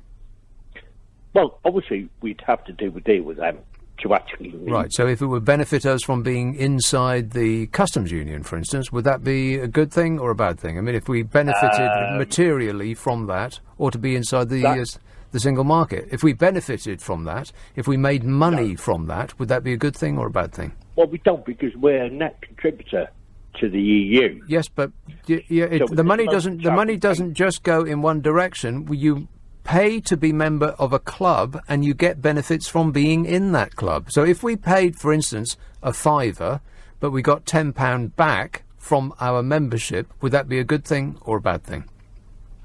That would be good if we were in that situation. Well, we are. But we're not in that situation. But no, we are, though. We pay 20 billion in and get 10 billion back. Yes, but but we don't own that's not the end of the flow of money, though, Stephen. As you must know, of course, the benefits of being inside the club don't just amount to how much money we pay for membership and how much money they give us back. The benefits accrue from being a part of this giant trading bloc. Yes, but we could do the same deals or similar deals. Do you think? Other countries. Really? And what in the last 2 years of negotiations makes you think that? Because we could do that anyway. We really used to do that years ago. We can still do it again. Listen, over the last 2 years, this has been the easy part, Stephen. This is just negotiating our exit. This isn't even a trade deal yet. That's the difficult bits that's to come. They normally take 7 years to negotiate. What in the last 2 years makes you think that we could easily do that? So why should we pay $39 billion? This is the same argument that you've just given me. This is the same argument that you've just given me. No. Yeah, but why should we pay $39 billion to get out of the EU? Because they didn't just make this figure up. Because that is what we have already agreed to spend. This is an amount that we've already agreed to. Right. Today on the news, you had I think it was one of the Irishmen, is Coveney, is it, or whatever? And the Southern Irish government now are panicking because they're wondering over, obviously, with the no-deal scenario about, obviously, there being no backstop deal. And he is actually turned round and said on the news that if there was a no-deal scenario, obviously, they would have to come and sort out some sort of scenario where there would be no border. How are they going to do that? Well, this is what he was saying. But he's saying exactly what the ERG have been saying, where you can do it through, obviously, outside the... Yeah, magic technology that hasn't been invented yet. Well, Yeah, but this is what the Irish are saying now. The Southern Irish government is saying because they're panicking because it'll affect them a hell of a lot more than what it affects us and Northern Ireland. Because Southern Ireland do most of the deals with us and most of their traders with us. Yeah. Well, so to hell with them? Is that your position? Well, I don't know what you're saying. What you're saying, Stephen? Them, but at the end of the day, the politicians need to sort it out, and that's what they've been trying to do for 2 years. And you're telling me that it would be easy to negotiate more complicated trade deals when they can't even get this done in the space of 2 years? Yeah, but it's the European Union that's stopping. Oh, please! Yeah, they're trying to be as difficult as they can, and it's got nothing to do with us. And I can't even engage with that. It's just flat out silly. It's just something you read on Twitter.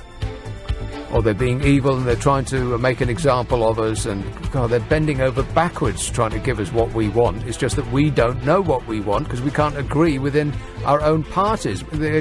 Our own government can't agree with itself what it wants. And they keep asking us, what do you want? What do you want? And our answer is, well, we haven't decided yet. Can you give us that? Thanks a lot, Stephen. 0345 6060 973. Nick Abbot, LBC. On your radio. And he's a great guy, and he's an honest guy. Yes, Kim Jong-un. Tremendous person, really great guy. After they had that last meeting, Kim and a little fat Donny, Donald Trump tweeted that the nuclear problem with North Korea had been solved. Super Don to the rescue. He just makes this stuff up. Anything to get a cheap cheer. Chris says, how can we lecture other countries about democracy when we can't even carry out a simple democratic result in our own country? There's nothing simple about it. This is the most complicated thing that we have done outside of wartime. What are you talking about? Simple? Pete says the original problem with Twitter was having few characters to make a point. Fine for those with a good vocabulary. Others used more direct skills. However, there is no excuse for abuse. And James says, now it's become obvious that Brexit is going to be a car crash. There's a trend developing of Brexiteers wanting to engage in debate. Problem is, there's no common ground between truth, facts and reality on one side and lies and misinformation on the other. It's not a discussion like, what's your favourite colour? So it will have to become an argument the moment a lie or misinformation is put forward as an opinion. Wow, that was very complicated, James. I'm not sure I'm qualified to understand it. But I think I know what you're talking about. I think I do. Andy says, please ban Brexiteers from your show. My head is getting sore from bashing it against the wall. I don't think I can do that. Because 98% of the calls that I get are people wanting to shout at me for being so stupid. For which I apologise. I apologise for my stupidity. I'm probably about to have to do so again to this next caller in Brixton. Hello, Richard. Hi. Yeah, I've been listening. I've just been kind of really feeling sorry for you because you're failing to understand quite a few points, which I'd like to help you with. I don't know if I don't mean it in a bad way, but you know. This is you. Okay, this is you not being insulting. I'd like to apologise for my stupidity. I am very sorry that I screwed up. Totally I mean, I am so sorry. You just don't know how sorry I am. I'm sorry. I'm very apologetic. Yes, Richard. I don't. Okay, so for example, there's one. You know, I've been hearing all kinds of things going through. I mean, for example, you said we pay £5, they give us 10 back. What is wrong with No, not they give us 10 back. We accrue £10 from having. It's an investment. Yeah. But there's a problem in that the whole structure of it, the way it's working, the way it's turning out, is that we're paying £5, and then the £10 we're accruing is going all to the top 1%, and everybody else is getting nothing. Oh well, that's our fault. That's what. Well, I don't know. Well, that's got nothing to do with the EU, Richard. Well, the thing is about it is that we're in the EU, and that's when it's happening. So we want to change and more power to be able to hold our MPs to account, so we can make sure they can't let it happen. We already have that ability. That has nothing to do with the European Union. No, well, I mean, that's the way people feel. I mean, whether you agree with it, they have a right to vote. Well, they can feel that ghosts exist, but that doesn't make it so. Yeah, but the point is that they have a right to vote. Now, what democracy is about people having their own minds, their own opinions, and then they go and vote, and then you respect that, whether you like it or not, whether you think they're not intelligent enough, whether you think that they're not as informed enough is irrelevant. What is relevant is that they have their minds, they have their vote, and they can use it. And then when they use it, it means something. And that's what I think you're not really getting to understand. No, you don't see. Democracy is. Yeah, no, it isn't. Democracy is voting for an elected your elected leaders who then make the difficult decisions for you. What we have at the moment is whoever shouts the loudest.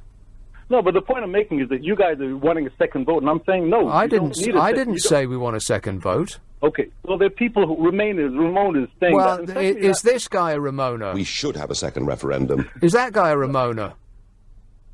Well, he is now.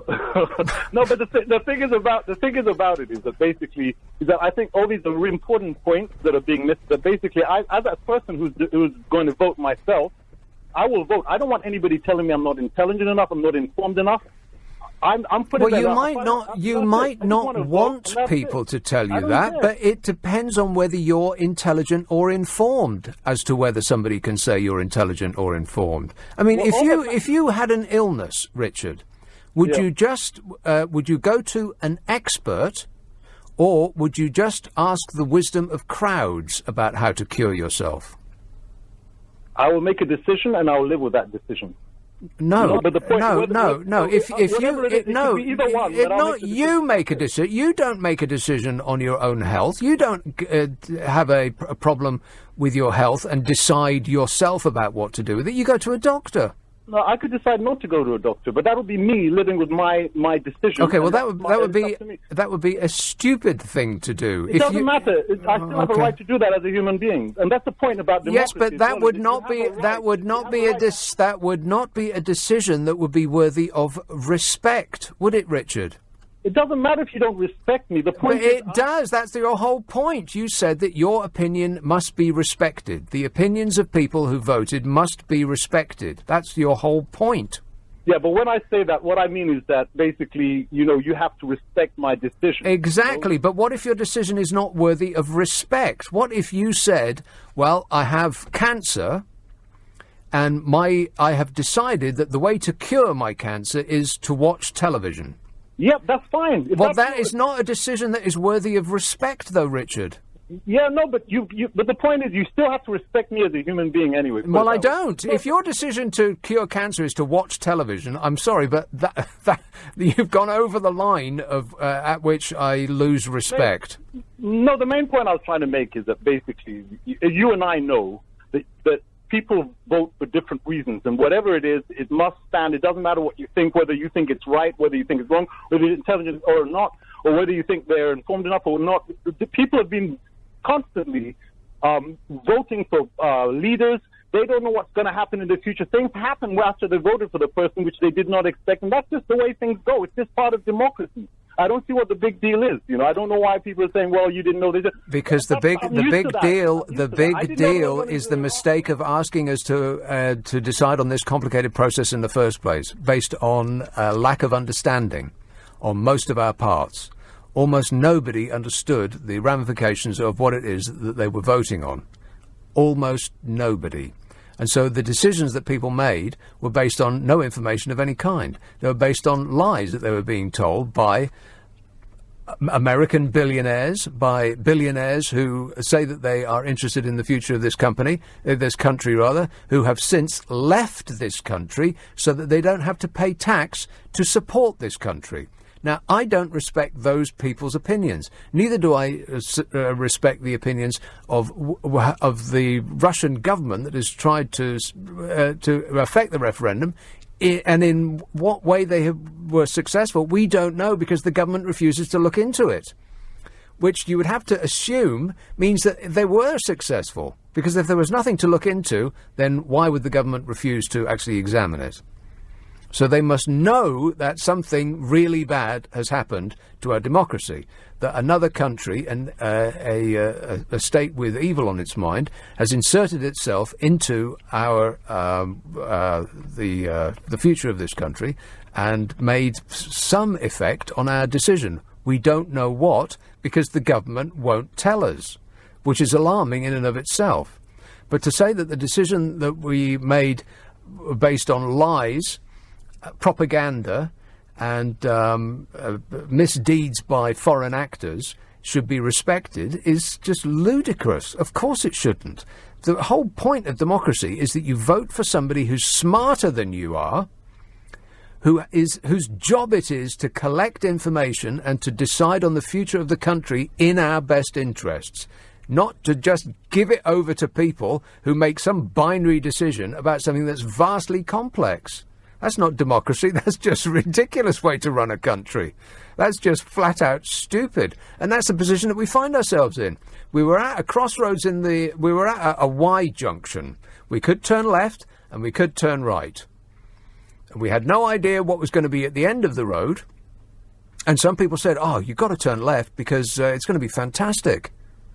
And it's going to be super, and it's going to be great, and there's going to be so much money. Oh, it'll be just tremendous if you turn left. And other people said, well, you better not turn left because it might not be that great. It'd be in your best interest to turn right. And so we all thought, well, I don't know, let's pick that one. And it was more or less a 50-50 because the result was more or less 50-50. I mean, if 100% of the people of eligible age went out to vote, it might not have actually turned out that way. In fact, it probably wouldn't. And it almost certainly wouldn't. We wouldn't have picked that route if we'd all decided now. But that's irrelevant. We chose to go down one path, and we rounded a corner, and the bridge was out. This seems to be the position that we find ourselves in now. All of the negative things that people said were going to happen actually came true. We went around a bush on the route that we chose, and there was a giant chasm, and the bridge was out. But because we made a decision back away, we apparently can't change our minds now. We must keep walking up over the edge of this bridge and falling into the chasm, unless we can fly now. It's just this notion that because we made a decision based on lies, that decision must be respected. Well, I'm sorry, I don't respect that decision. It doesn't make any sense to respect that decision. It's just flat out silly to even say it. 0345 6060 973, text 84850, email nick@lbc.co.uk, and if you're on Twitter, it's at LBC. So there was some research about what's going to happen to the price of food if we leave with the no deal. Do you like food?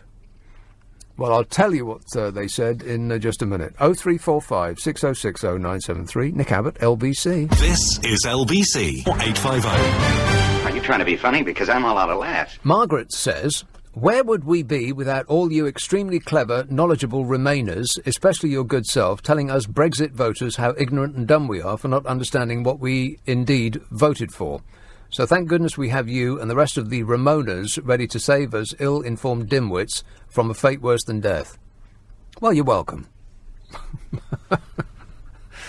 Oh, come on, Margaret. Seriously, who are you kidding? I mean, before you voted, did you really give much contemplation to the Irish border? No. Did you give any contemplation to whether you wanted to be in the single market or not? And what that actually meant? Or the customs union?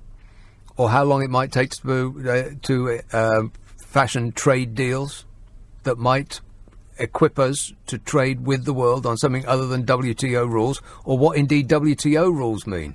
Did you think about any of those things? Of course not. People were just fooled by a bunch of oily second-hand car salesmen to make a massive life decision that is apparent, that appears by all accounts apart from the few fundamentalist ultras, to be not in our best interests. And now people like you, Margaret, are bristling because it has become apparent that you didn't think about all of those things. It's just loss of face, Margaret. That's why people are digging in and becoming so furious about this, is because they know they didn't think about any of this stuff. Nobody did. Holy smoke, even the government was stunned at the realisation that there was going to be a giant problem at the border in Ireland. None of us thought about that. So, and when, you get all uppity about people saying that you didn't know what you were voting for, to turn that into people like me calling you ignorant and dumb is just you bristling with the knowledge that you didn't think about any of these things. But it's not just you, Margaret. None of us did. You just got sucked in by people who told you that everything was going to be great. Just follow us. It'll be like World War II, when bombs were falling on the sky and you could leave your front door open and no one would nick anything. You know, the good old days. Please. It's just loss of face. That's what you're trying to... And what's really alarming is that people are so determined not to lose face that they actually don't care what happens to the country. The amount of times I've heard that. People say... I don't care. I don't care what happens to the country, as long as we get out. Which, to me, sounds treasonous. How can you not care about what happens to your country? Or what happens to you? Listen to this. There's a potential £9 billion food price shock from a no-deal Brexit, which will be fine as long as you don't like food. With just over a month until the Brexit deadline, the Department for International Trade is expected on Monday to publish a list of new import taxes or tariffs that will apply to 5,200 products, including food and clothing, should the UK crash out of the EU without a deal. But, you know, the expert Jacob Rees-Mogg has already said that clothes and food will be much cheaper when we're out of the EU. So I expect this is all fear, Project Fear, and we've got nothing to worry about. Nearly a third of the food that we eat in this country comes from the EU. And, of course, we're out of season at the moment for much of what we eat. So, at the moment, 90% of lettuces, 80% of tomatoes, and 70% of soft fruits sourced from or via the EU. And you might think that you don't care because you don't eat all that vegetable and fruit rubbish. Well, you should know that processed foods attract higher duties than raw materials, and that means that all that stuff that comes in boxes with instructions on the outside, you know, ping food, the good stuff, that comes with higher duties. In 2017, the UK bought about £34 billion worth of groceries from the EU. No customs duties on any of it. But if we leave the EU without a deal, we'll fall back on World Trade Organization's most favoured nation tariffs, which means they must pay import duties on each other's trades. And on that case, if we import the same amount as we did in 2017, which seems likely, unless we go or going on a diet, it'll be £9.3 billion in tariffs on top of the cost. That is according to Retail Economics, the market-leading retail analysts. Still, they're just experts in possession of facts, so what do they know? William Bain, a policy advisor at the British Retail Consortium, which is the trade association for all UK retailers, said the worst-case scenario is most favoured nation tariff rates for everything, as in WTO.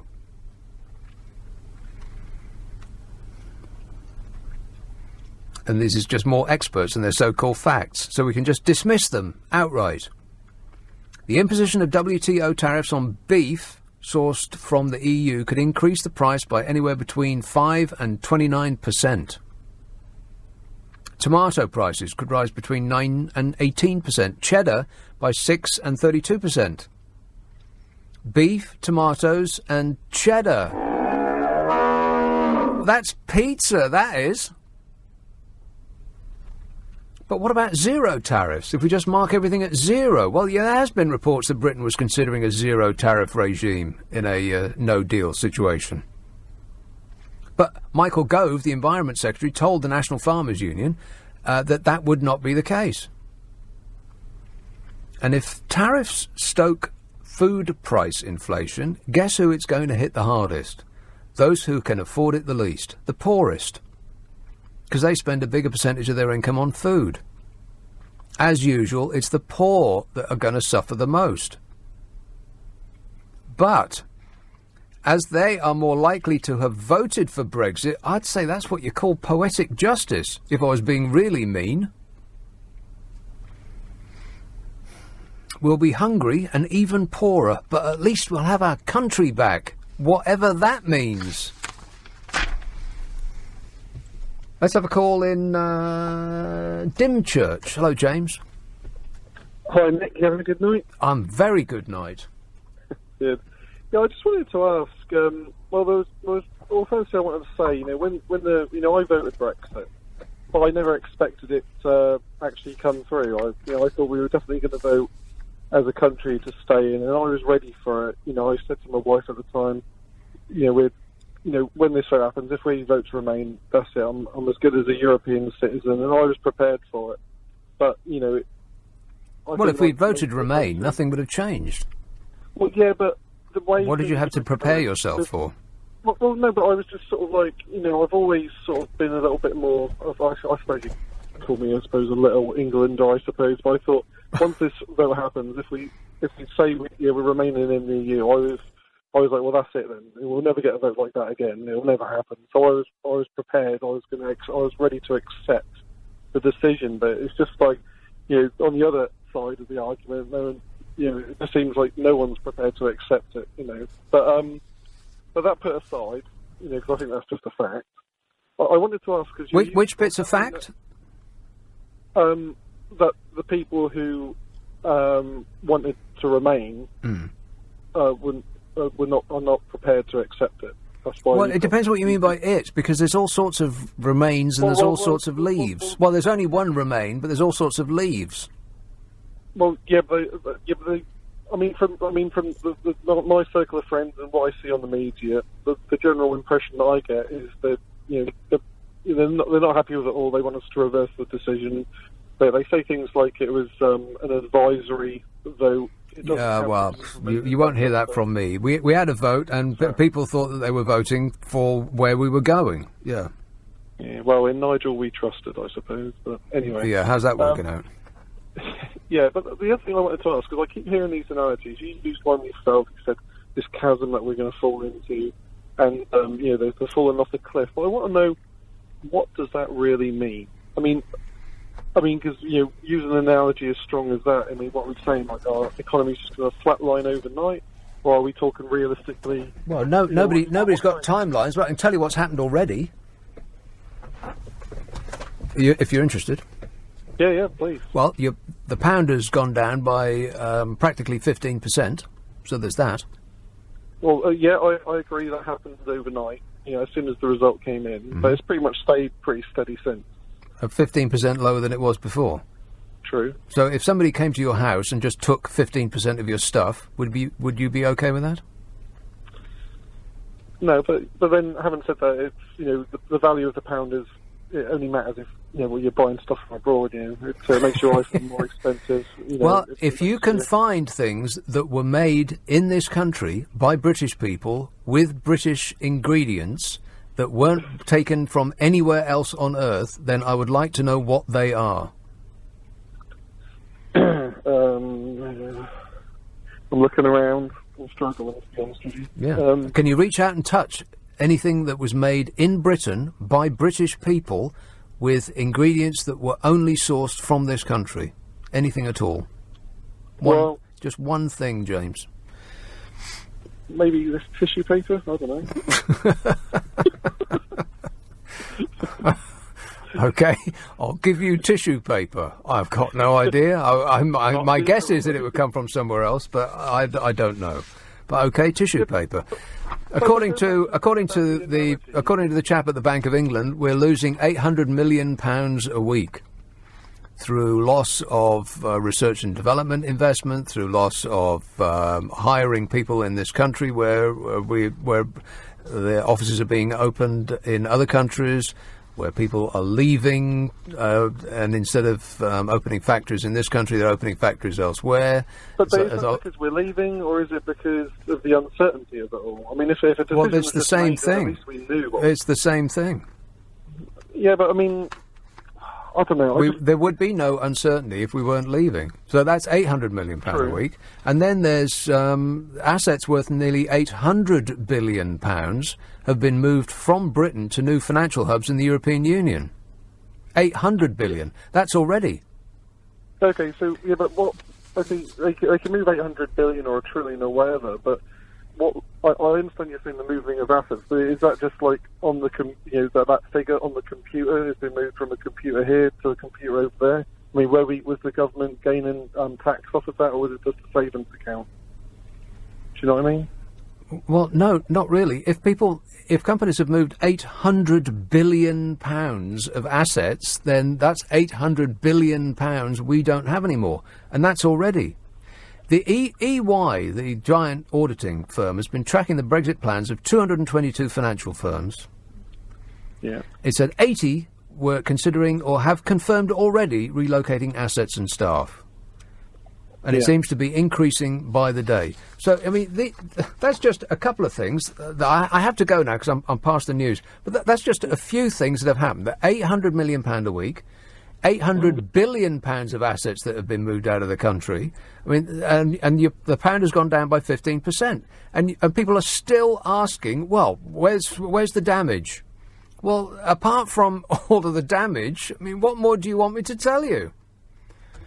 I've got to go, James. 0345 6060 973. Just past 12:30, the news headlines on LBC with Zora Solomon. 3 people have been injured. This guy is sick. There's something wrong with this guy. Paul says, I see lots of posts recently on Facebook. Facebook. Ugh, you're wasting your time, Paul. Please join me on Facebook and I'll tell you more. He says, I see lots of posts recently on Facebook saying WTO, no deal and out. Without trying to sound condescending, I'm more than sure they don't actually understand what that means, nor the ramifications of it. It's not condescending, Paul. It's just true. No, they don't. It's just something they've heard. It's just repeating a cute phrase, like build that wall or lock her up. It's just call and response. It's like a pantomime. It actually is like a pantomime. Is this any way to run a country? Dreadful. Awful. Alison says, I agree, whoever shouts the loudest has the floor. The lunatics have taken over the asylum. And then she says, I'm a nutcase. I don't know what you mean by that. I'm a nutcase. 0345 6060 973. Swansea. Hello, Steve. Stuart. Hello. Stuart. I just want to say well done to Wales today. What have they done? They won the rugby against England. Oh, rugby. What a great game. Boring. I just don't get it. Oh. Steroidal lunks running into each other. How is that a game? Well, it's quite a well-groomed game. If you understood tactics and everything like that, you'd most probably be better off in Europe. Tactics. How it's just not football is just such a better game, which is really odd because people who play rugby talk quite posh, whereas people who play football talk like, the lad's done great, and they don't seem to have a thought in their minds. But it's just such a better game. So it doesn't matter about the game. What I was phoning up Well, you brought it up, mate. I would just like to say, yes, you stated that MPs are more intelligent than the average person here. Correct. You actually believe that? Yes, I believe that to be true. That the people who vote these people in aren't more intelligent, but they vote these people in to do the job they said they would do? I believe that the people that are voted for by the people are more intelligent than the people that are doing the voting. Yes. Mm. And if they aren't, then that's our fault. Well, because we voted them in. Very much so. So if we vote stupid people in, then how stupid does that make us? Extremely stupid. There you go. Stupider, in fact. At the moment, we are at a tipping point that there aren't enough great leaders in this country, no matter whether they're stupid or not. Well, who do you want? Who's a great leader? Right now? Yeah. I don't think anyone is who is voted in. Well, name one from the past. Oh, that. Don't say Churchill. No, It's too easy. I got my mate here digging me in the ribs. Yes. Nigel Farage. But I think he ducked out as soon as he got his headlines, he ducked out. Nigel Farage, great leader. I'm a nutcase. Okay, then. He's actually laughing at that little soundbite you put in. And I think we've got to be careful of that, of the sound bites, of making people great 1 minute who actually can't follow through to what they want to do, because it's not feasible. This, where we are with Brexit, is a moving feast every day. And no one, Europe or Britain, is going to win from this, good or bad. Where we end up, I do not know. Well, that's a bit depressing. Cheer up, mate. It might never oh, no, that's right. It already has. No. It could be a great thing. It could be an absolute brilliant, best thing that ever happened. That's true. But it is so complex, you cannot put sound bites to it. And you have to, as a broadcaster, be very, very careful of the sound bites you put out. Because otherwise you'll end up on the side of a bus saying we are going to get £350 million a week, which was never feasible. And I think people actually should get sued. Whoever said that and came up with that figure. Yeah, that bus should get crushed. But you try, try as you might, Stuart, you'll never find anybody that admits to having anything to do with that bus. Nobody does. Even the people that were pictured sitting on that bus claim that they don't have anything to do with that bus. Yeah. Wait a minute. Because that bus set a lot of things in motion, which a lot of people, intelligent MPs, us or not, whoever, it set a lot of things in motion people did not realise, which were more complex than just a bus.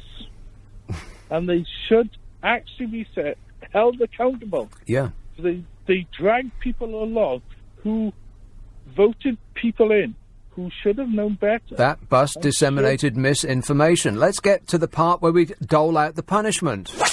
I couldn't agree more. Stuart, I'm going to have to go. 0345 6060 973. Let's have Billericay, Dickie. Andrew. Yes, hello, Nicky. There are very close parallels to after the war, the Second World War. A lot of people There aren't any parallels to this being close to the Second World War.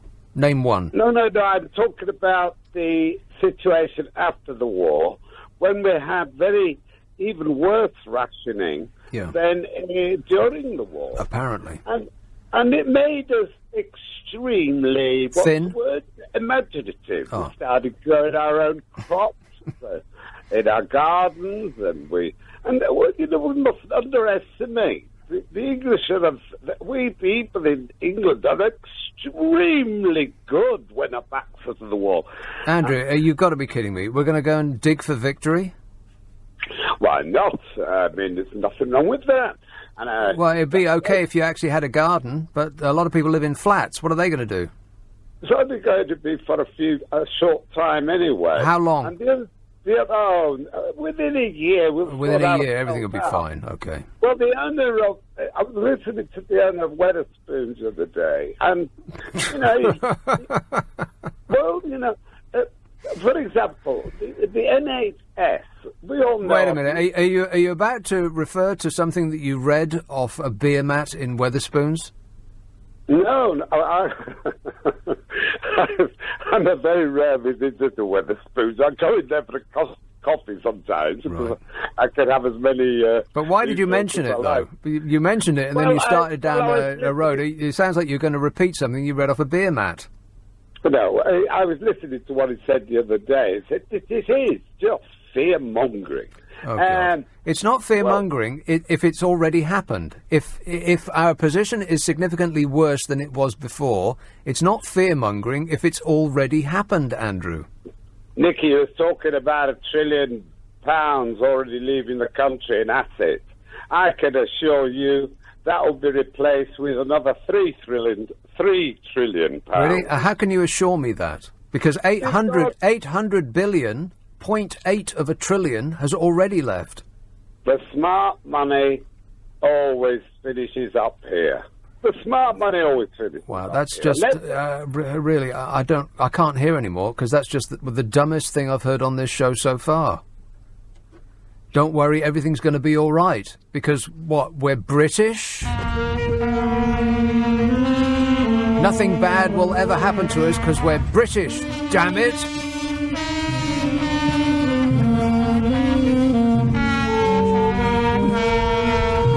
Yeah, I read it on a beer mat in Wetherspoons. Please.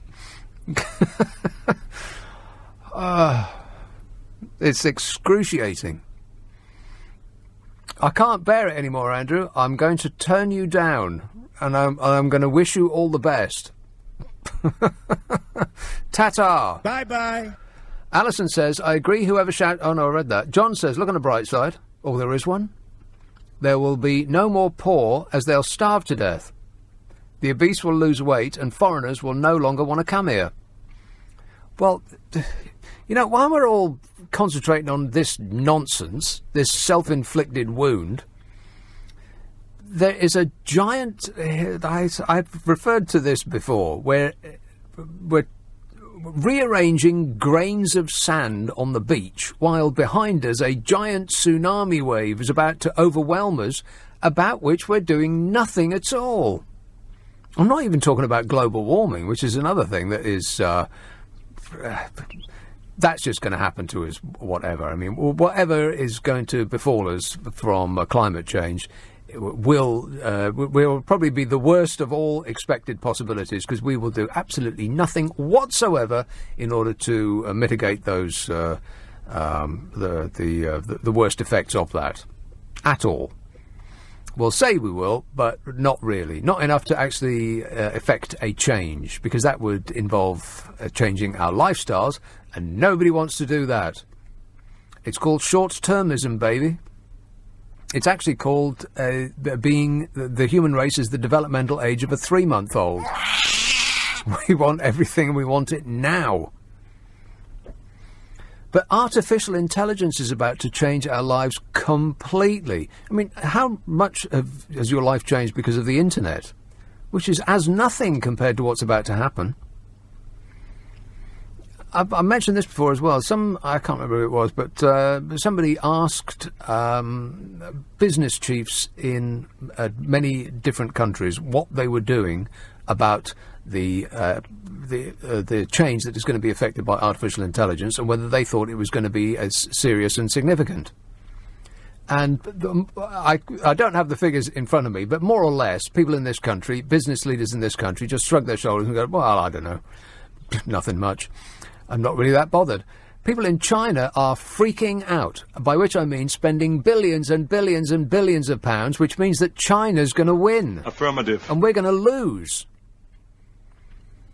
I mean, by all accounts, people, experts in possession of facts, are saying that something between 30 and 50% of all jobs are going to be automated by robots. Correct. And are we doing anything about that in any way, shape or form? No. No, of course not. We're just crossing our fingers and pretending it's... right, we're not even crossing our fingers. We're sticking our fingers in our ears and pretending it's not going to happen, humming loudly to ourselves. If we can't hear it, it won't affect us. And we're busy trying to make ourselves poorer in order to get our country back, which is just one of those slogans, those 3-word slogans, that work really, really well. They work tremendously well, like build that wall. I'm building a wall, okay? I'm building a wall. I'm building a wall, okay? I'm building a wall. Which the ancient orange in the White House has now changed to finish that wall, because he's pretending he's actually built it. Lock her up. Make America great again. OK, so that's 4, but that's about the limit of people's understanding and ability to comprehend. Give them 4 words, preferably one-syllable words that they can just memorise and repeat. And people use it as a deflector shield. It doesn't matter how much information you give people; they just throw the same phrase back at you. You hear this in morons shouting at people shouting at each other in car parks. I mean, you've seen morons in car parks shouting at each other. Oh, what you want to do that for? You know, those people. That's exactly what happens. They sort of, you know, those little robots that sweep your floor. I mean, I don't have one, but you know what I'm talking about. And they bounce off walls and then go in an opposite direction. They get stuck in corners and they can't find their way out. That's kind of what people sometimes are like. And you'll try to explain something to them and they'll say, oh, it's my right, I can do what I want. You know, those people, they just throw that phrase back constantly because their mind is frozen. Because they don't want to take on any new information. And so they just repeat the slogan back at you. And you might as well argue with a wall. It's impossible. And that appears to be where we are at the moment. I mean, I've given people information. People called up already and said, what information have you got? Prove that we are doing worse because of our glorious exit from the clutches of our evil European overlords.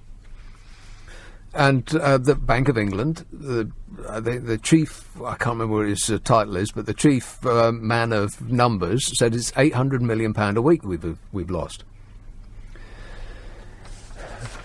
EY, the giant, one of the biggest auditing firms in the world, say assets worth nearly £800 billion have been moved from Britain. They say about a third of firms have moved either a part of their business abroad or already planning to do so. You know, and on and on and on. The pound has lost practically between 10 and 15% of its value. But none of these things they take on board at all. They'll just say, "Oh yeah, but we're going to get our country back," and it's like this deflector shield of ignorance. There's no other way of putting it. Nobody's remotely interested in facts anymore. We're all about feelings now, baby. Nobody's interested in numbers or figures or statistics or science even. It's just, how do you feel? Groovy. I feel great. Yowza. How about you? 0345 6060 973. Let me take this a moment to remind you about my Super Soaraway podcast. I think you'll love it. It's called the Nick Abbot Habit. It is available on our Global Player app, which if you are an Apple person, if you're an Android person, then I think you'll find it wherever they give away excellent podcasts. Ask for it by name. It's called the Nick Abbot Habit. And in the current issue, Donald Trump goes behind a curtain and takes all of his clothes off. The Nick Abbot Habit. Coming up at 1 on Elbow. Come on, we're running late! 0345 6060 973. Mick says Mark Zuckerberg is artificial intelligence, but is quite human-like. He just needs a few adjustments and you wouldn't even notice. Affirmative. Bill says we could make Limeswold cheese again.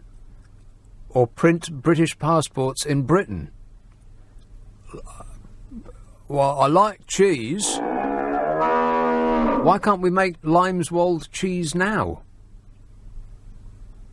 Can we not make Limeswold cheese? Is it the EU's fault? I don't know what that means. Or print British passports in Britain. Yeah, well, we had the chance and we blew it. True blue British passports are going to be printed in the bloomin' EU. You believe that? And Kev says, if you want to hear a perfect summary of Brexit, then watch the latest episode of John Oliver's show Last Week Tonight. Although it's an American show, he did a piece on Brexit. It was quite brilliant and very scary. I did see that. John Oliver is good. I don't think he's as good as Bill Maher, who is very, very good indeed.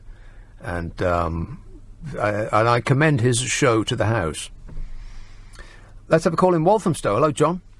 Hello, Nick. Good morning. Thanks for taking my call. I'm one of those idiots who voted Leave. And I'm one of those idiots who voted Remain. Well, fair enough. And the reason I voted Leave is because everyone's got this crystal ball saying how bad it'll be if we leave the EU, but no one's got a crystal ball saying the worst scenario that would happen if we stayed in the EU and what will happen to the EU. Because, I mean... Well, I don't think you're comparing like with like. When people like me say that we're losing £800 million a week and £800 billion has already left the country and the pound is worth 15% less, we're not comparing, we're not predicting what's going to happen in the future. We're telling you what's happened right now. And yeah, but how bad... I mean, the thing is, if we remain, then, like you say, then what we should do is we should actually take on the euro... Get rid of the Bank of England.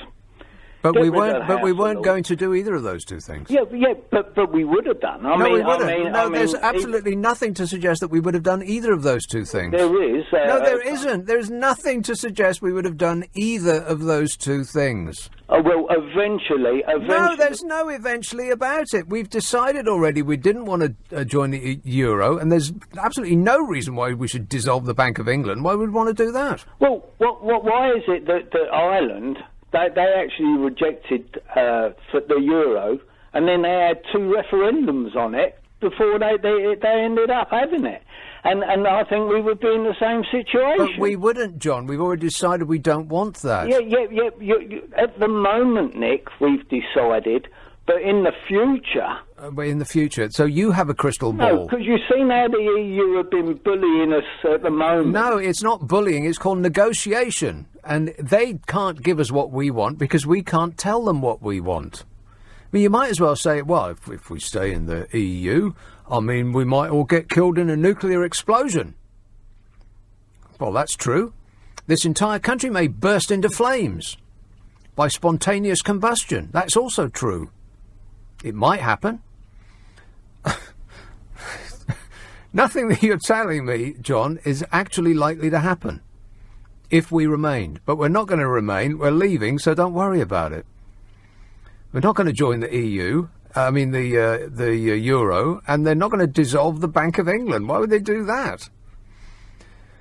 I'm running out of time, so I've got to go.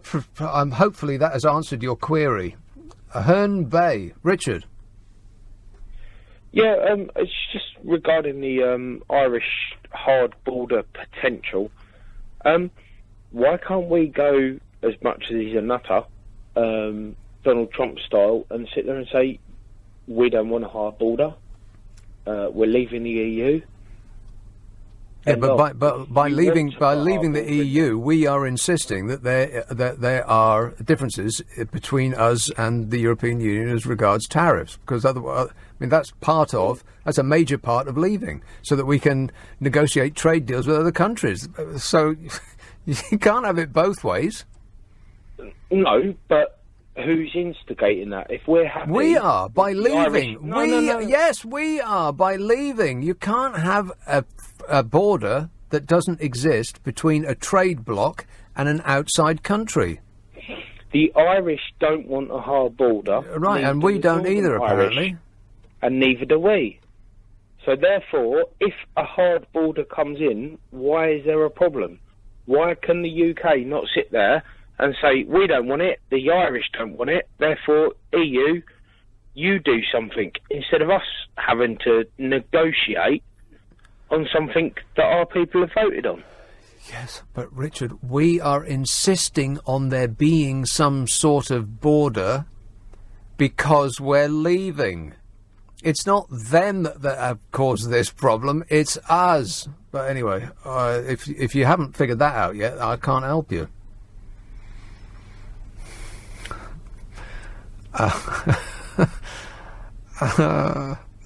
I hate to leave on that note, but look at this. I've run out of time.